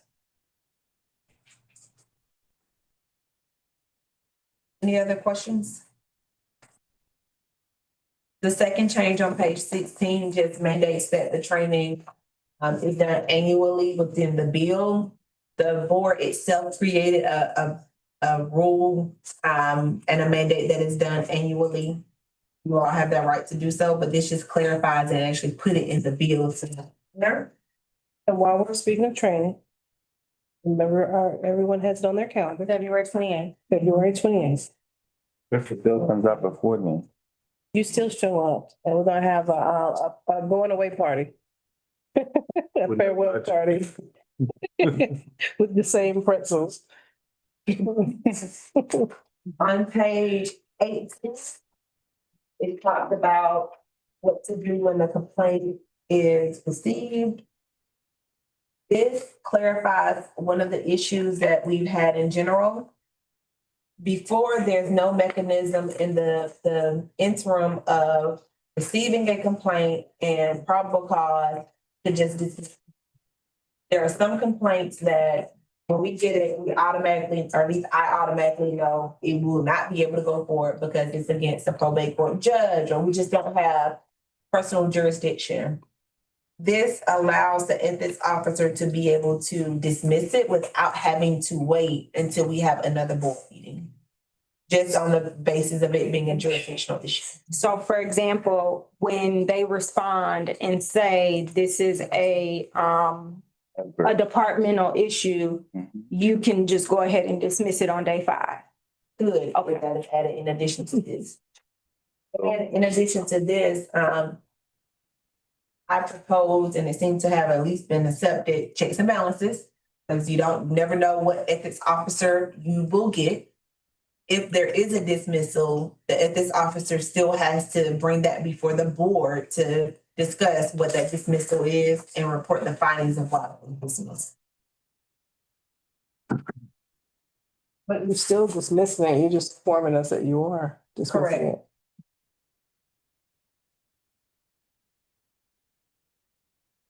We have other language on page 19 that clarifies that it is not dismissed for jurisdiction purposes.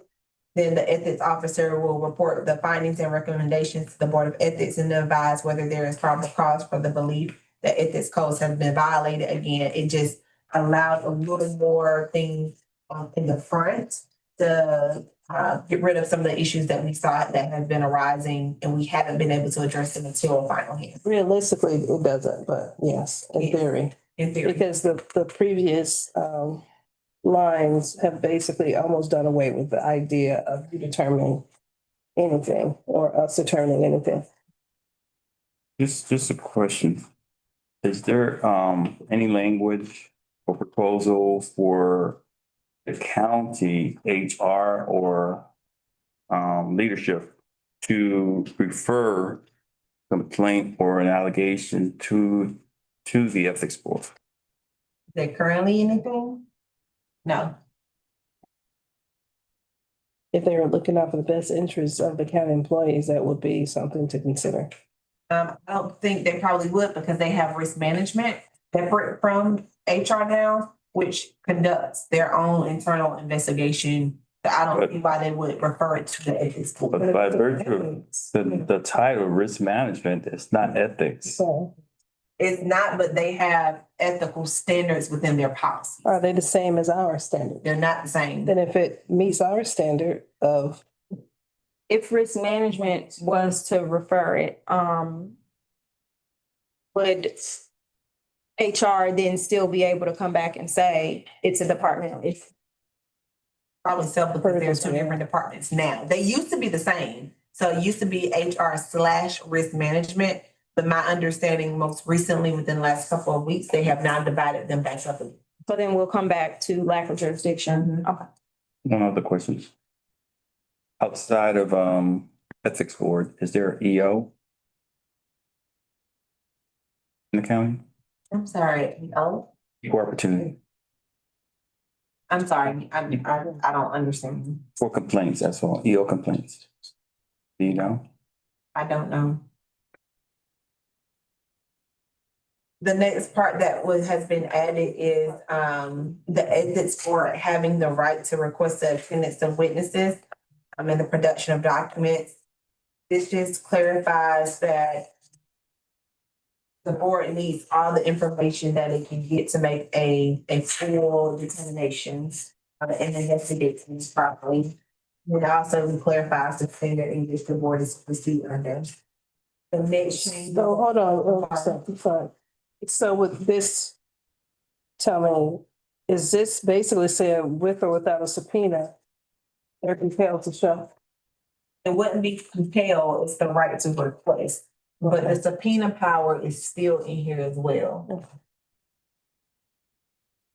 Wasn't it already kind of there, existing? The right to request attendance of witnesses and or production of documents? Yes. Hmm. The next one, it clarifies the decisions of the board, just that they're final. One of the big things is during the board's operational time, the law changed. We're, as Ms. Willingham said, 2 steps behind. It used to be a writ of cert for people to be able to appeal. Now they call it a petition for review. So we just updated this section to reflect other laws that have changed and make sure it is incorporated with the right language. On page 21. When it comes to the administrative sanction, it specifically talks about the $1,000 per violation that will be assessed by the Board of Ethics. And this is where you were saying, like, Chair, it needs to be clarified of who enforced it. My understanding, when the board asked me to look into this issue, I did speak with the former Director of Finance, and his response to me was he believed that the county is responsible for collecting because it goes directly into the county's general operating fund, and that the county does have a collection process. But that's not clear in the bill. And so who would, when, in instances where we've issued fines, who have we told the respondent that they are to pay the money? Like, how do they know where they're going to pay it to? To the county, we have told them that they have to pay it to the county. To whom and To who? Like, where are they The- told, what department are they told to go to pay this? Department of Finance. Okay. Oh, the one, I see the sanction, administrative sanction, the public reprimand and solicitor. But they need to add language as well for the DA's office. Because not everything is a misdemeanor. Some things may be viewed as a felony. And the solicitor, once it's referred to the solicitor's office, do they then refer it to the DA's office? or- Typically, yes. So Okay. if the solicitor's office determines that the actions are not and they rise to the level of a felony, there is a process among SG offices and DA offices where a case would then be transferred to the DA office.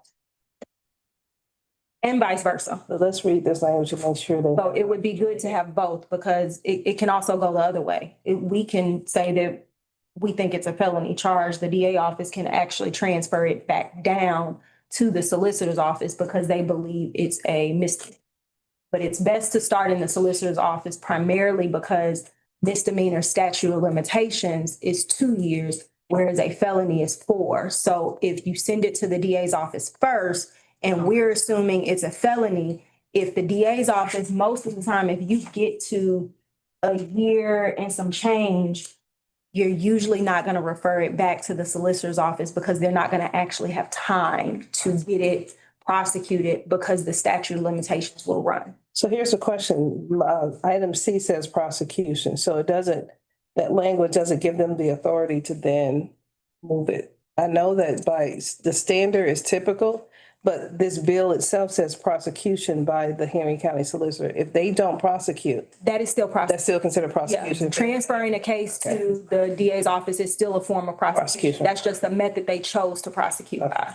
And it says prosecution by the Henry County Solicitor in the magistrate court. Magistrate court. And I'm Henry not County. familiar with that process. I thought solicitors practice in the state court. So I'm not sure why it says magistrate court. So magistrates still issue the warrants and all of that, both in Superior Court as well as in state court. You still typically are dealing with the magistrate at some point. But you're dealing with the magistrate judge sitting as a state court. Well, because representative, right? that warrant has to get through the magistrate before it gets to the state court judge. I guess my question or my concern, not question, is it says in the magistrate court, and it says a fine up to $1,000 per violation, but magistrate court has well, no, they'll still be under the cap because I know they have a $10,000 limitation. And I get what, it may be better honestly to almost just acknowledge prosecution by the Henry County Solicitor. I was about to say, County as opposed to putting any specific court in there because you also don't want to limit it if the solicitor's office determines that it is a felony. You don't want them to be able to point to this as saying, oh, well. It has to say magistrate court. So, yeah. Isn't this an issue too, though, determining the amount, the fine and the 6 months of imprisonment? Because if the violation is egregious enough and it's determined that the punishment is more than 6 months of imprisonment, who then supersedes? Does Is that per the Senate bill? it's The fine? the bill? That's what I'm saying, that it can't go beyond this. That's my point, but That's what she's saying. but if it's a felony and the penalty is more than, they're still limited. But we don't determine the felony piece of it. It says, nothing in this section shall be interpreted to conflict with the state law. So the state law is, Thank you. 5:30. The next addition was that the violations, the Board of Ethics also can speak with HR and things of that nature and give recommendations for other disciplinary actions.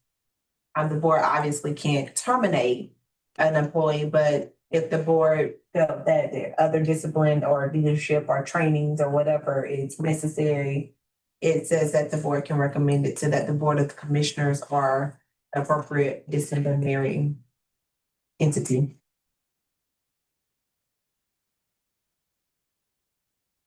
It looks like a repeat of something that we talked about earlier because I thought we had in here earlier about annual training. So it actually looks like a duplicate that is already. You not talk about that? So every official and employee shall receive ethics training annually. Right now, we have in person every 2 years and at least online every year. The bottom of page 21 seems to just go with page 16 of the officer duty. Last but not least, page 22. And this is just a release of liability for board members. This is something that I have seen in other ethics codes. Is actually incorporated to say that board members are released from any personal liability. did not happen in ours. So we believe that this would be appropriate to include as well. Just to point out, so you all don't use section 2 does not relate to the Board of Ethics. It actually relates to the commissioners. We did bargain for that. Are there any questions in regards to the legislative budget? Just one for me. Okay, is there guidelines as to the appointment and how the new board is going to be selected? Is in the bill, when you say guidelines, Or, guidelines to be given to the individual who is doing the posting. yes, I have not seen that. In the new bill, I do believe And I guess the question would be, are there guidelines right now for, if, yeah, yes, there are. Yes, there is. The Superior Court will interview. That's not for the appointee. I'm sorry, go ahead. but the thing that is in here is the same thing that is in the one now, not being associated with parties, subject to education, employment background check, criminal history check. Those are the things that Are you saying that these individuals, will just appoint someone to be on the board? if they fall within these other limitations, yes. So there is a scenario where this board can be readopted. Yes, there is. So hypothetically, if all 5 people say, hey, I want the current board members, which are 8 of you all, to come, each person pick one, there happens to be So more we're than picking one, up now. because everybody has to pick 2. So it would go from which would go into space, right? But then we would now and board and well, we see how big the room is now. On that note, before we move to the next matter, I want to do a 5-minute recess, please. See that come. Mr. Carlos, thank you.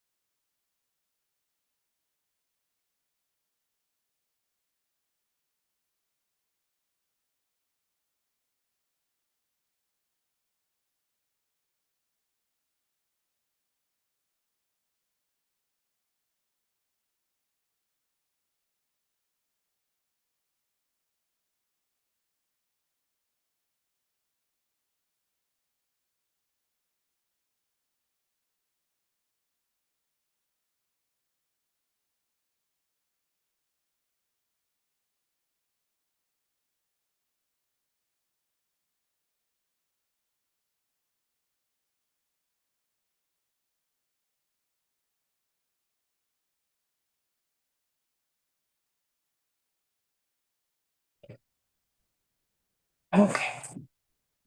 All right, we're back. We're gonna move on to item 5, general updates by the ethics officer. Speaking for it again, this is in regard to annual report for the board members. You may not know, but every first Tuesday of the year, I produce an annual report that summarizes what it is that our county has done as an ethics officer. You have a hard copy before you. This is presented not only to you all, but also the Board of Commissioners, the county manager, as well as published for the public in general. We'll start with a message from myself, just generally summarizing as a whole my thoughts and sentiments of the year. I go in further detail. I'm not gonna bore you all and read it to you all. But I just go into details of how this has been a record-setting year for the board, the ethics office, how we process more complaints this year than we have since we have been existing. There's still confusion between personnel and ethics issues, and while we're growing and we're making advancement, there is still work that needs to be done. It reminds the general public of our mission, our values, and how currently our board is composed and the operation that we perform. It introduces all of the members to the public so they are aware of each district and how, who's appointed, what they represent. It also introduces myself and Gloria to the general public. In general, we had 12 regular scheduled meetings last year. We had only one special call meeting. We had 4 calls for advice, 2 advisory opinions, 2 disclosures, 3 website inquiries, 2 integrity hotline calls, and 5 open record requests. This summarizes the complaint process that we had last year. We had 28 complaints that came in throughout the year. Out of the 28, 15 was dismissed at the intake process, and 13 investigations were actually open. And when I say intake process, that could be dismissed for subject matter, that could be dismissed for not finding probable cause. In addition to that, out of the ones that made it to that section, we had 12 that there were no probable cause, 4 there was no jurisdiction, and then 12 that were actually probable cause that went to further investigation.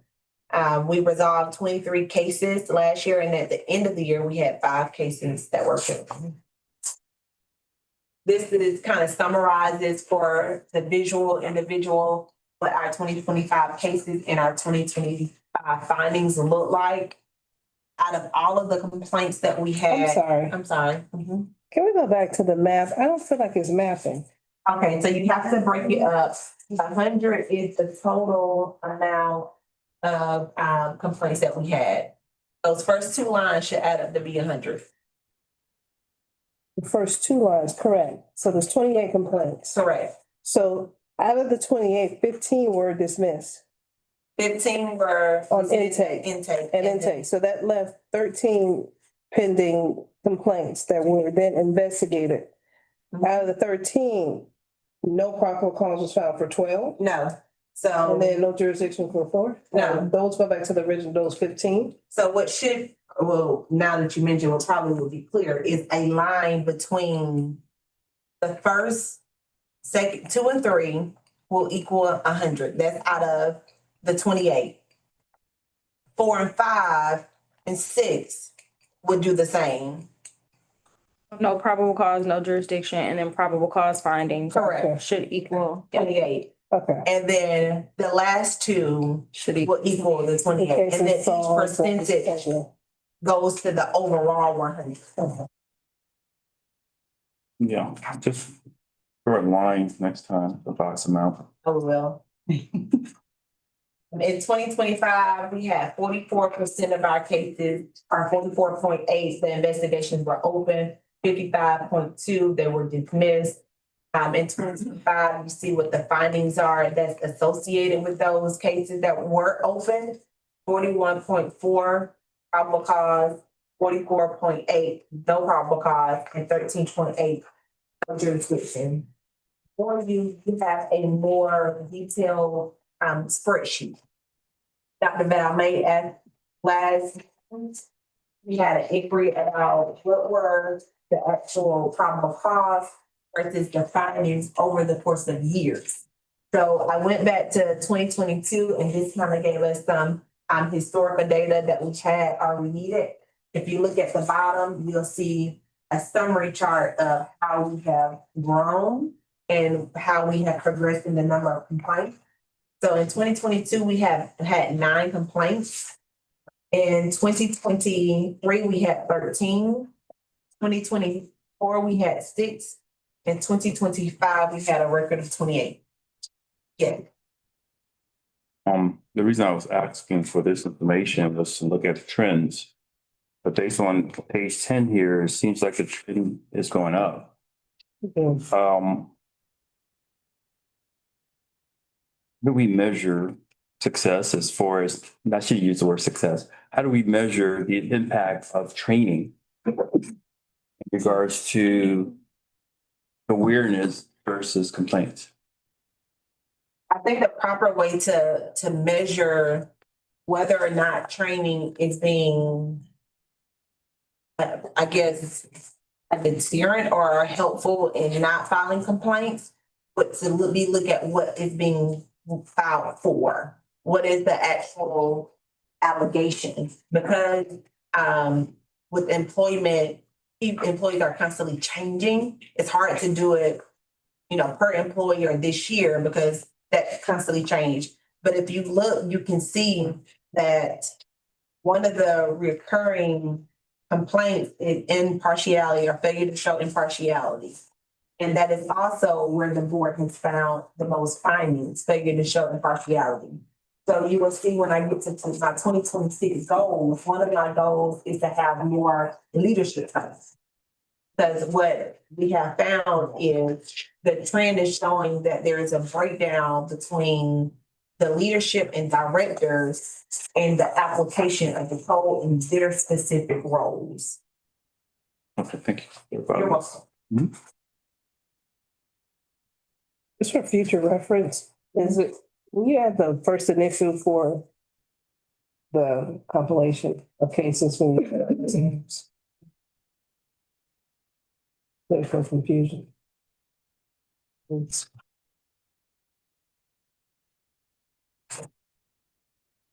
He also went on to explain what the investigation process looks like.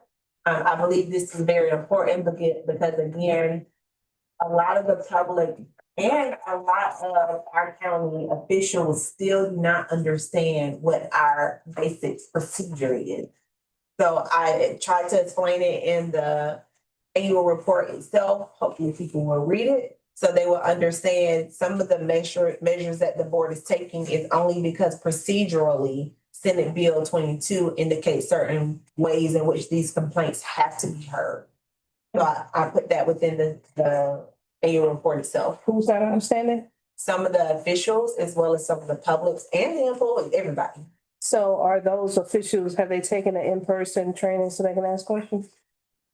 Some of them have. Okay, I think maybe we can have an open forum for an explanation of just how the ethics board works and how complaints are filed and of that nature. I think that The was the goal. education for the public. I think that was the goal in the spring forum. Was it the fall forum? Fall forum last year, when we opened up to the public and we actually invited all employees, all officials. That was the goal. We wanted them to understand the process and the procedure and to be able to ask questions. I think we should, we can adopt the way that form was done, not adopt, but adapt. Change the way the form was done so that it could have some more direct interaction with the crowd. It's almost like an MC and just you two perhaps answering questions for the public, kind of like, it's almost like a public training in a sense. You will change obviously some ways in which you communicate information and what information you have available in handouts, but it'll give the public an opportunity to ask questions about what it is, your procedures, your processes, and who falls under the jurisdiction of the Board of Ethics. How is the annual report distributed? It is published online and it is given to the commissioners via email. Hard copies are given to them as well as the county manager. So online, the public can download it? They will be able to, yes. It gets published online after we go through it with the law. It was made available for the fair today as well, the budget fair, just for informational purposes. Also, in addition to describing the process, I included a nice flow chart for individuals to be able to understand the steps that take place within hearings and then when complaints come in, what that investigation process looks like.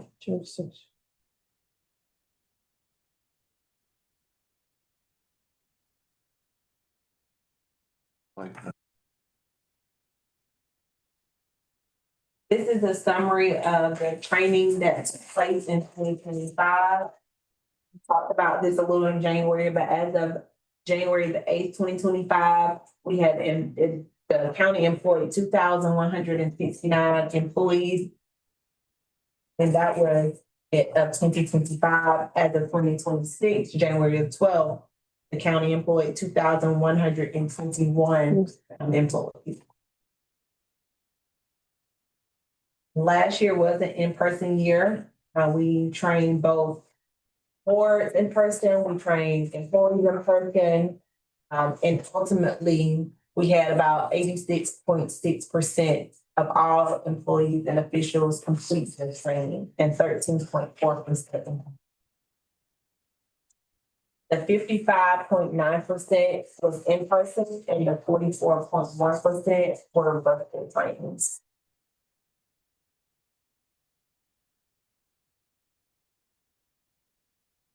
We continue our community outreach, specifically with the fall forum that we just mentioned. We not only did a fall forum, but we did a spring forum as well.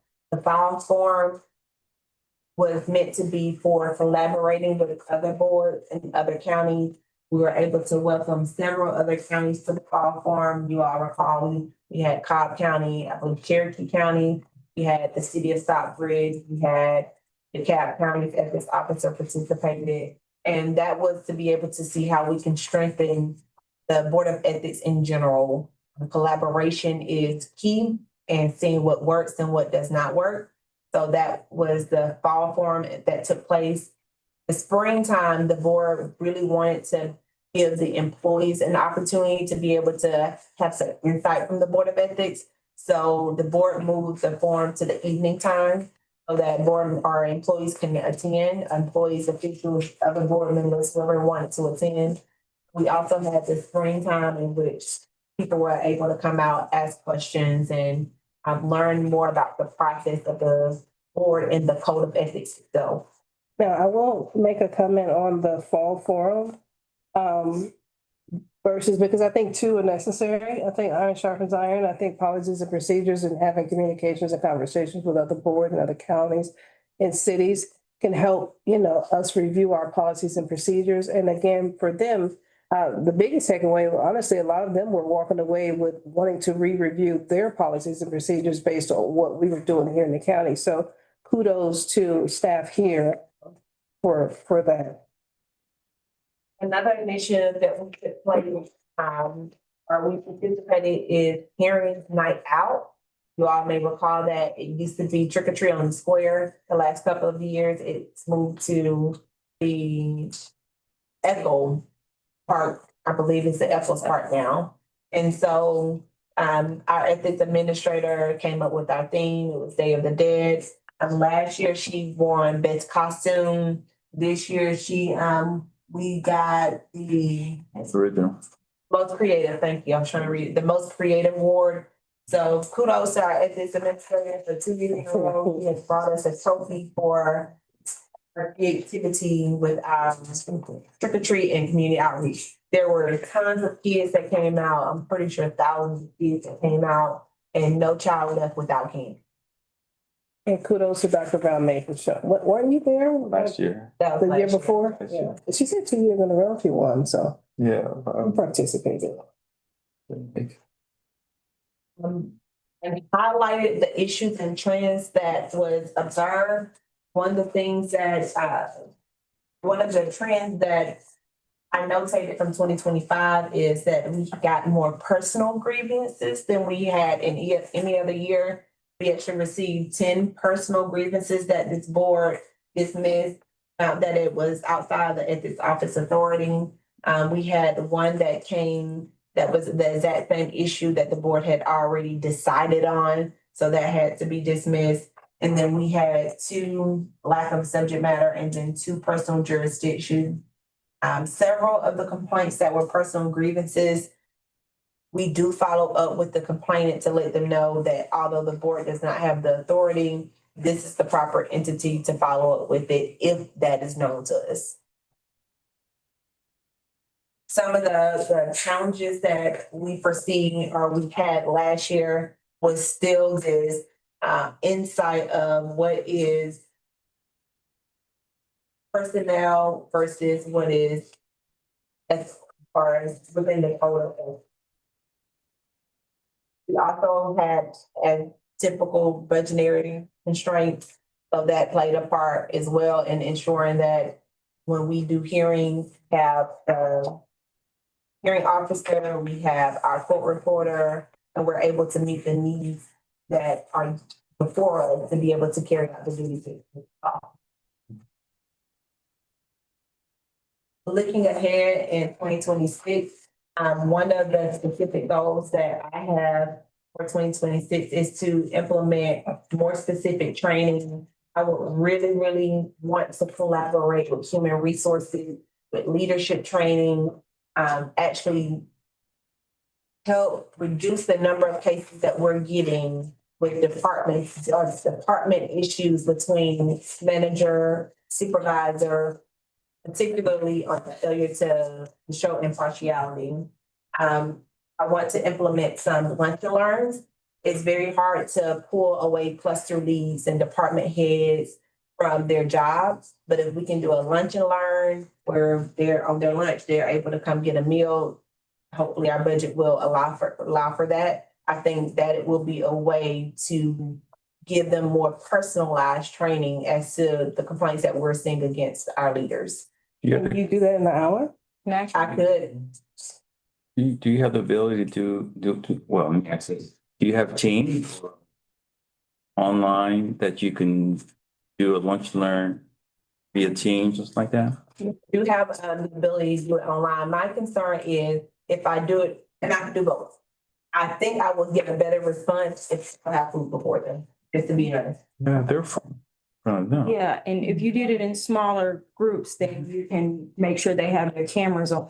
They would have their own group Yeah. that they brought. And then I would like to collaborate with the county to make it mandatory because if it becomes optional, I don't believe they will participate. So part of the goal in 2026 is more collaboration to see how we could educate our employees and our officials to be proactive, not reactive. That's my motto. And reducing some of these trends that we're seeing, because a lot of the complaints have gone against county leadership. There's an opportunity to also have a sidebar with you after training to answer some questions they may not feel comfortable speaking in front of others. And in the midst of that training, you may hear something or learn something that jogs your memory that you may not necessarily call and ask about because you weren't thinking about it at the time. But hearing it in training may give another opportunity to have a full, fleshed out conversation with the ethics officer about certain matters. Okay.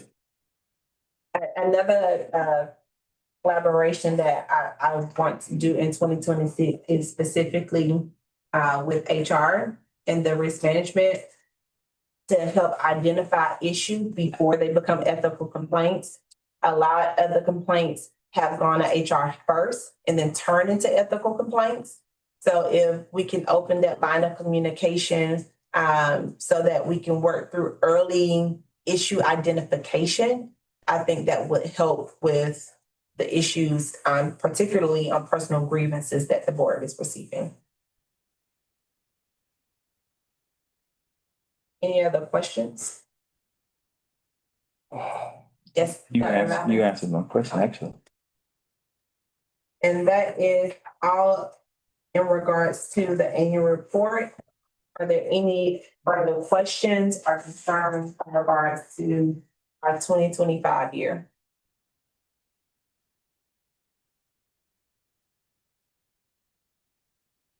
With that being said, Chair, that concludes my presentation on the annual report.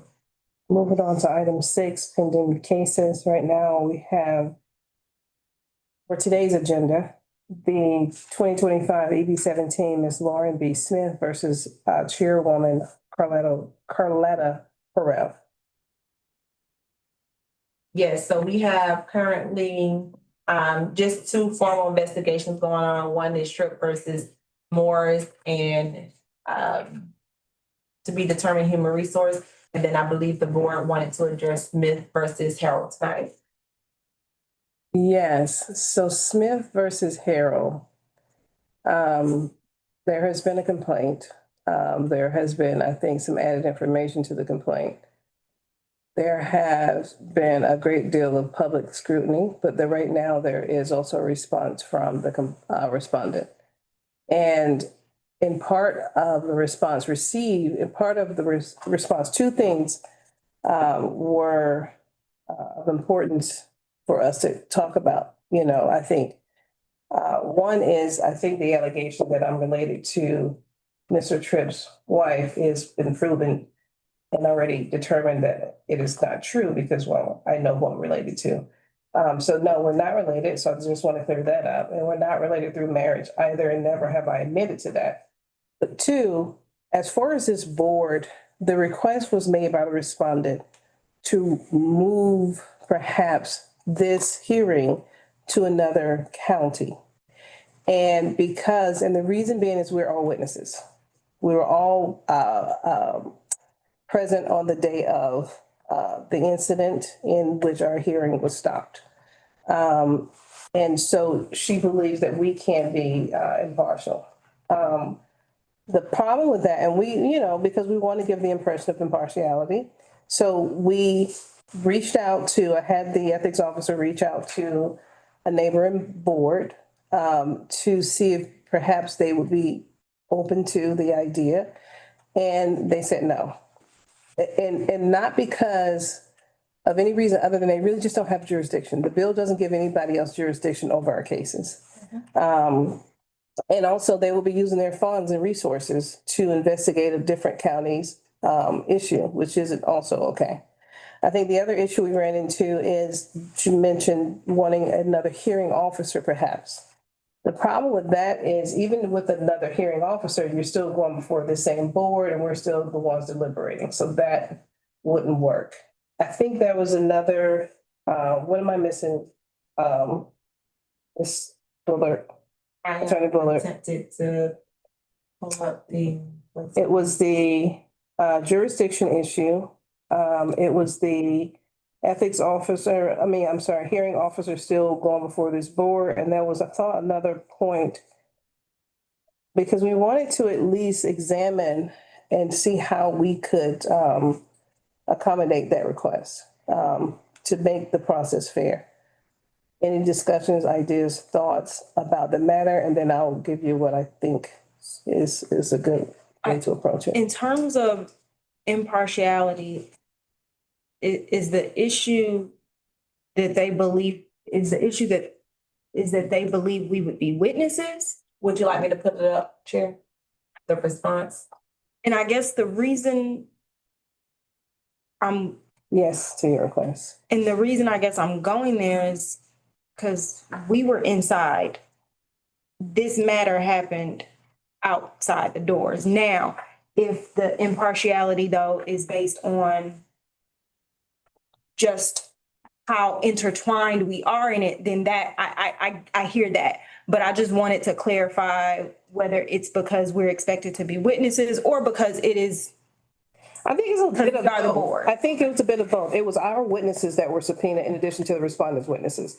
And so when our witnesses left for whatever reason, they violated the subpoena request, right? And so because of that, it involves us as a board. Right. The part I was asking, I guess, about whether it was They use the outside. is idea of because- witness, yeah. Cause realistically, We didn't, what happened outside, none of us would be able to testify to that, cause we would all, that would all be hearsay, cause we didn't actually see or hear any of that. But I do get, I get the other part. side of it. Yeah.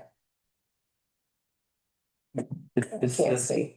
it says there that she's requesting, the Georgia State Board of Ethics. That was the other one. They don't hear cases like these. Okay. That was my other. Yeah, that was, and there was one other part. They don't hear, it. And so, yes, the ethics officer reached out to them about that as well. Do we have that in writing, in an email? Saying that they don't hear these cases, or we just, No, we don't have that in an email. I called, I made an inquiry. The individual chuckled and said, we get these calls all the time. Georgia doesn't have a state ethics anything, that they only hear issues as it relates to campaign and elections. So there's no email, just I called to make a general inquiry. And before, when we had this issue, we referred the matter over to the campaign finance committee or investigation or of the state. And so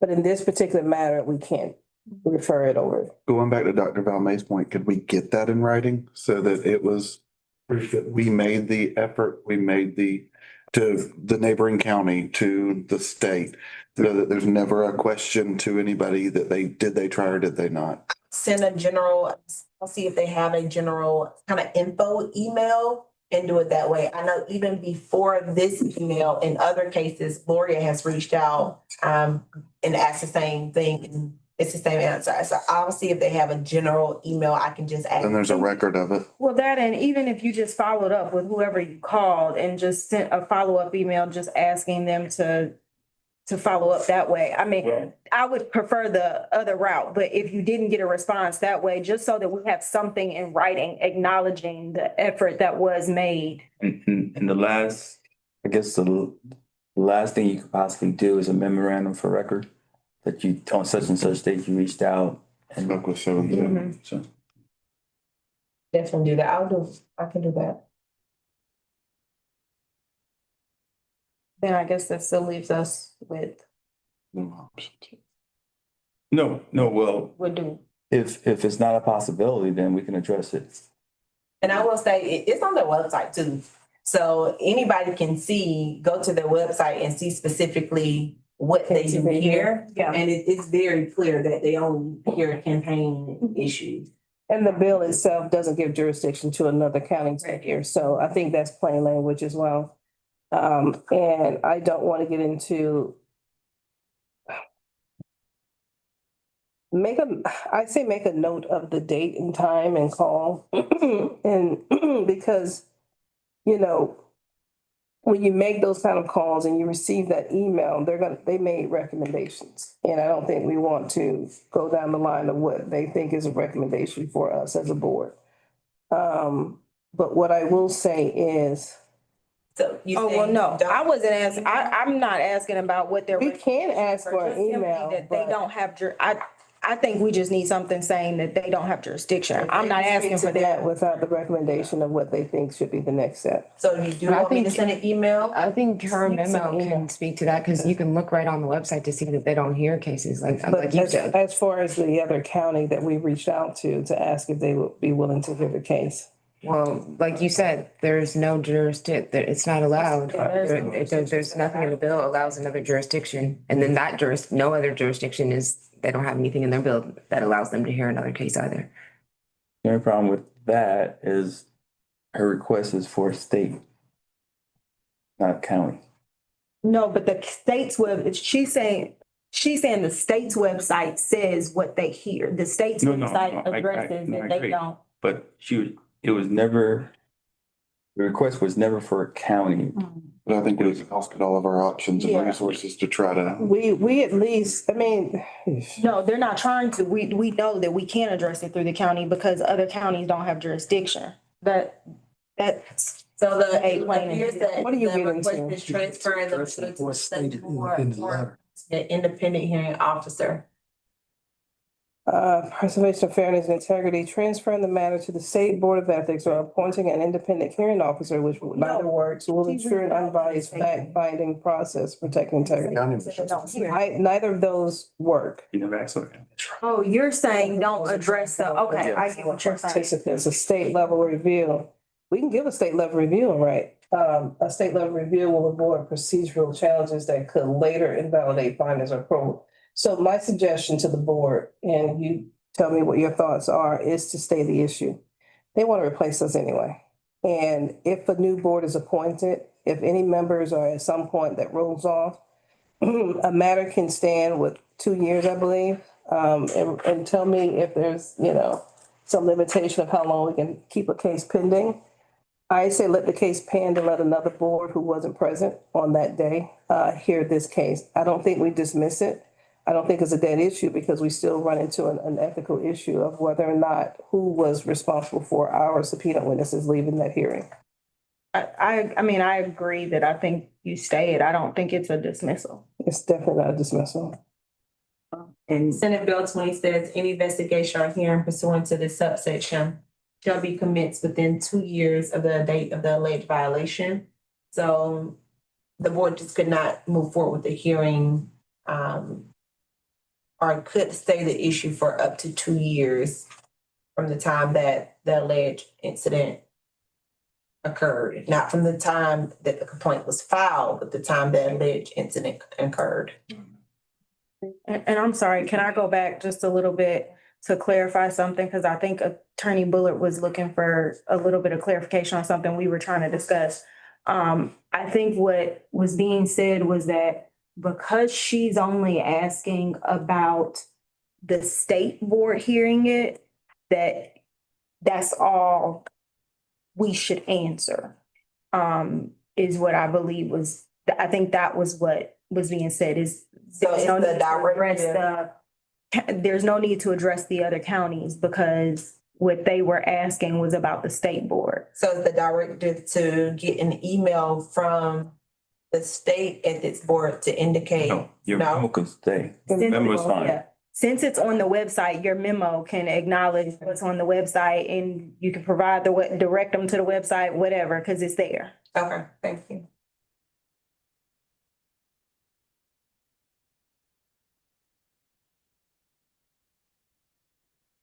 I don't think we need to make a motion for that to stay. It's gonna continue as a pending case.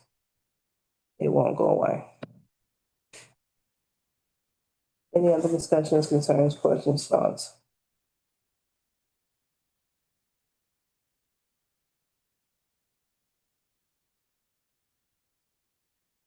Let me ask you a question. Yes, sir. What are the other options outside of staying the, I don't know that there would be any because if there's a conflict for us to hear it, no other county has jurisdiction and the state can't hear it, I don't think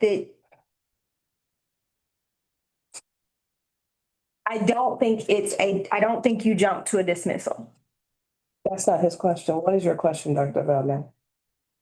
my question is, have we explored every other option before we stay this case? Available to the board? Yeah. I don't know I guess that's what I'm saying is I don't think there are any other options because we are in conflict. We can't hear it. The only place that has jurisdiction to hear this case is the people sitting at this table. That's not And- true.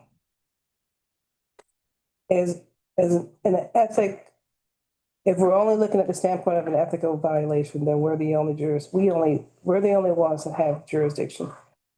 If we're looking at it from a legal perspective, then someone else may have jurisdiction. But I don't even- It's not for us to determine and it's not for us to refer. Yeah, and that's what I was gonna say. I don't even know if we would have jurisdiction it literally cannot move past this because we don't have. That's not necessarily true. But even for it to go someplace else, Right. we have to make the referral and we can't even look at it for the purposes of referring it. So we actually don't have jurisdiction, or we have jurisdiction, but because of our conflict, we actually can't make any decision other than for it to stay. So what you're saying, in essence, is that we would have to recuse ourselves. Is that correct? Well, that's basically what you kind of are doing. I mean, everybody would have to recuse themselves, which means you can't hear it. You can't even look at it, you can decide what it is. Yes, The only one that wouldn't have to recuse themselves is Dr. Pike because she wasn't present on the day of the hearing. I'm not a quorum. You're not. But from what I understand, they want to replace us with a lame board. So you may survive. But even if you don't, that entire new board can hear that case and decide what to do with it. And they have the options of what the reprimand may be. And at that point, they can refer it out, given the options to discipline.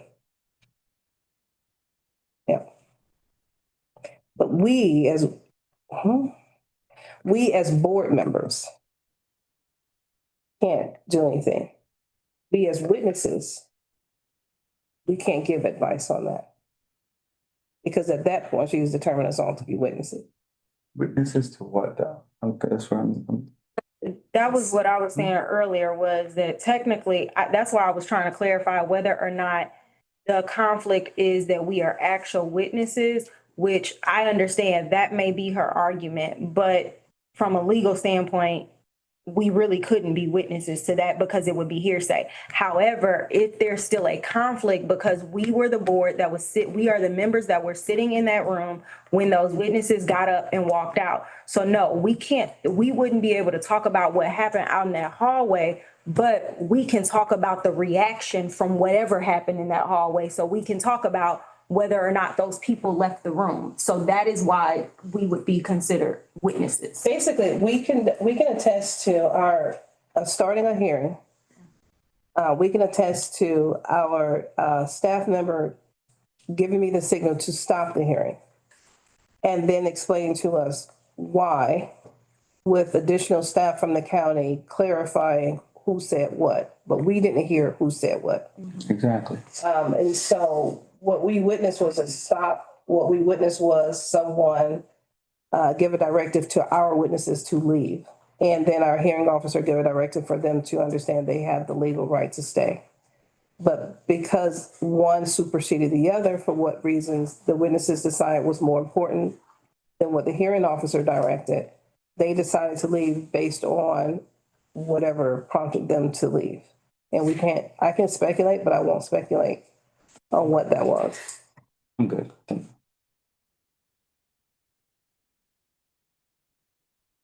Yeah, I have Maisha over here sweating.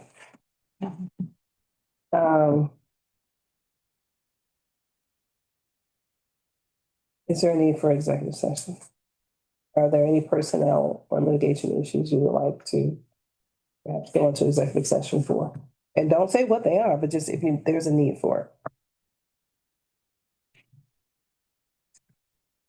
Any board member feel there's a need? Okay. And upon, we are going to get to that final point of 8. Yes, sir. I'm sorry. Are we making a motion to stay this case or not? I don't think we have to. It's just pending. I don't think we do anything. So it's Should just we make a motion? do nothing. because you have 2 years to do anything and you're not doing anything now. But I think addressing it is appropriate, the way that you just did. Okay. Thank you. Any other questions, comments, thoughts? Okay. On that note, can we get a motion to adjourn this meeting? I make a motion to adjourn. I second. All in favor? Sure. So I'm not. Racist. Yeah.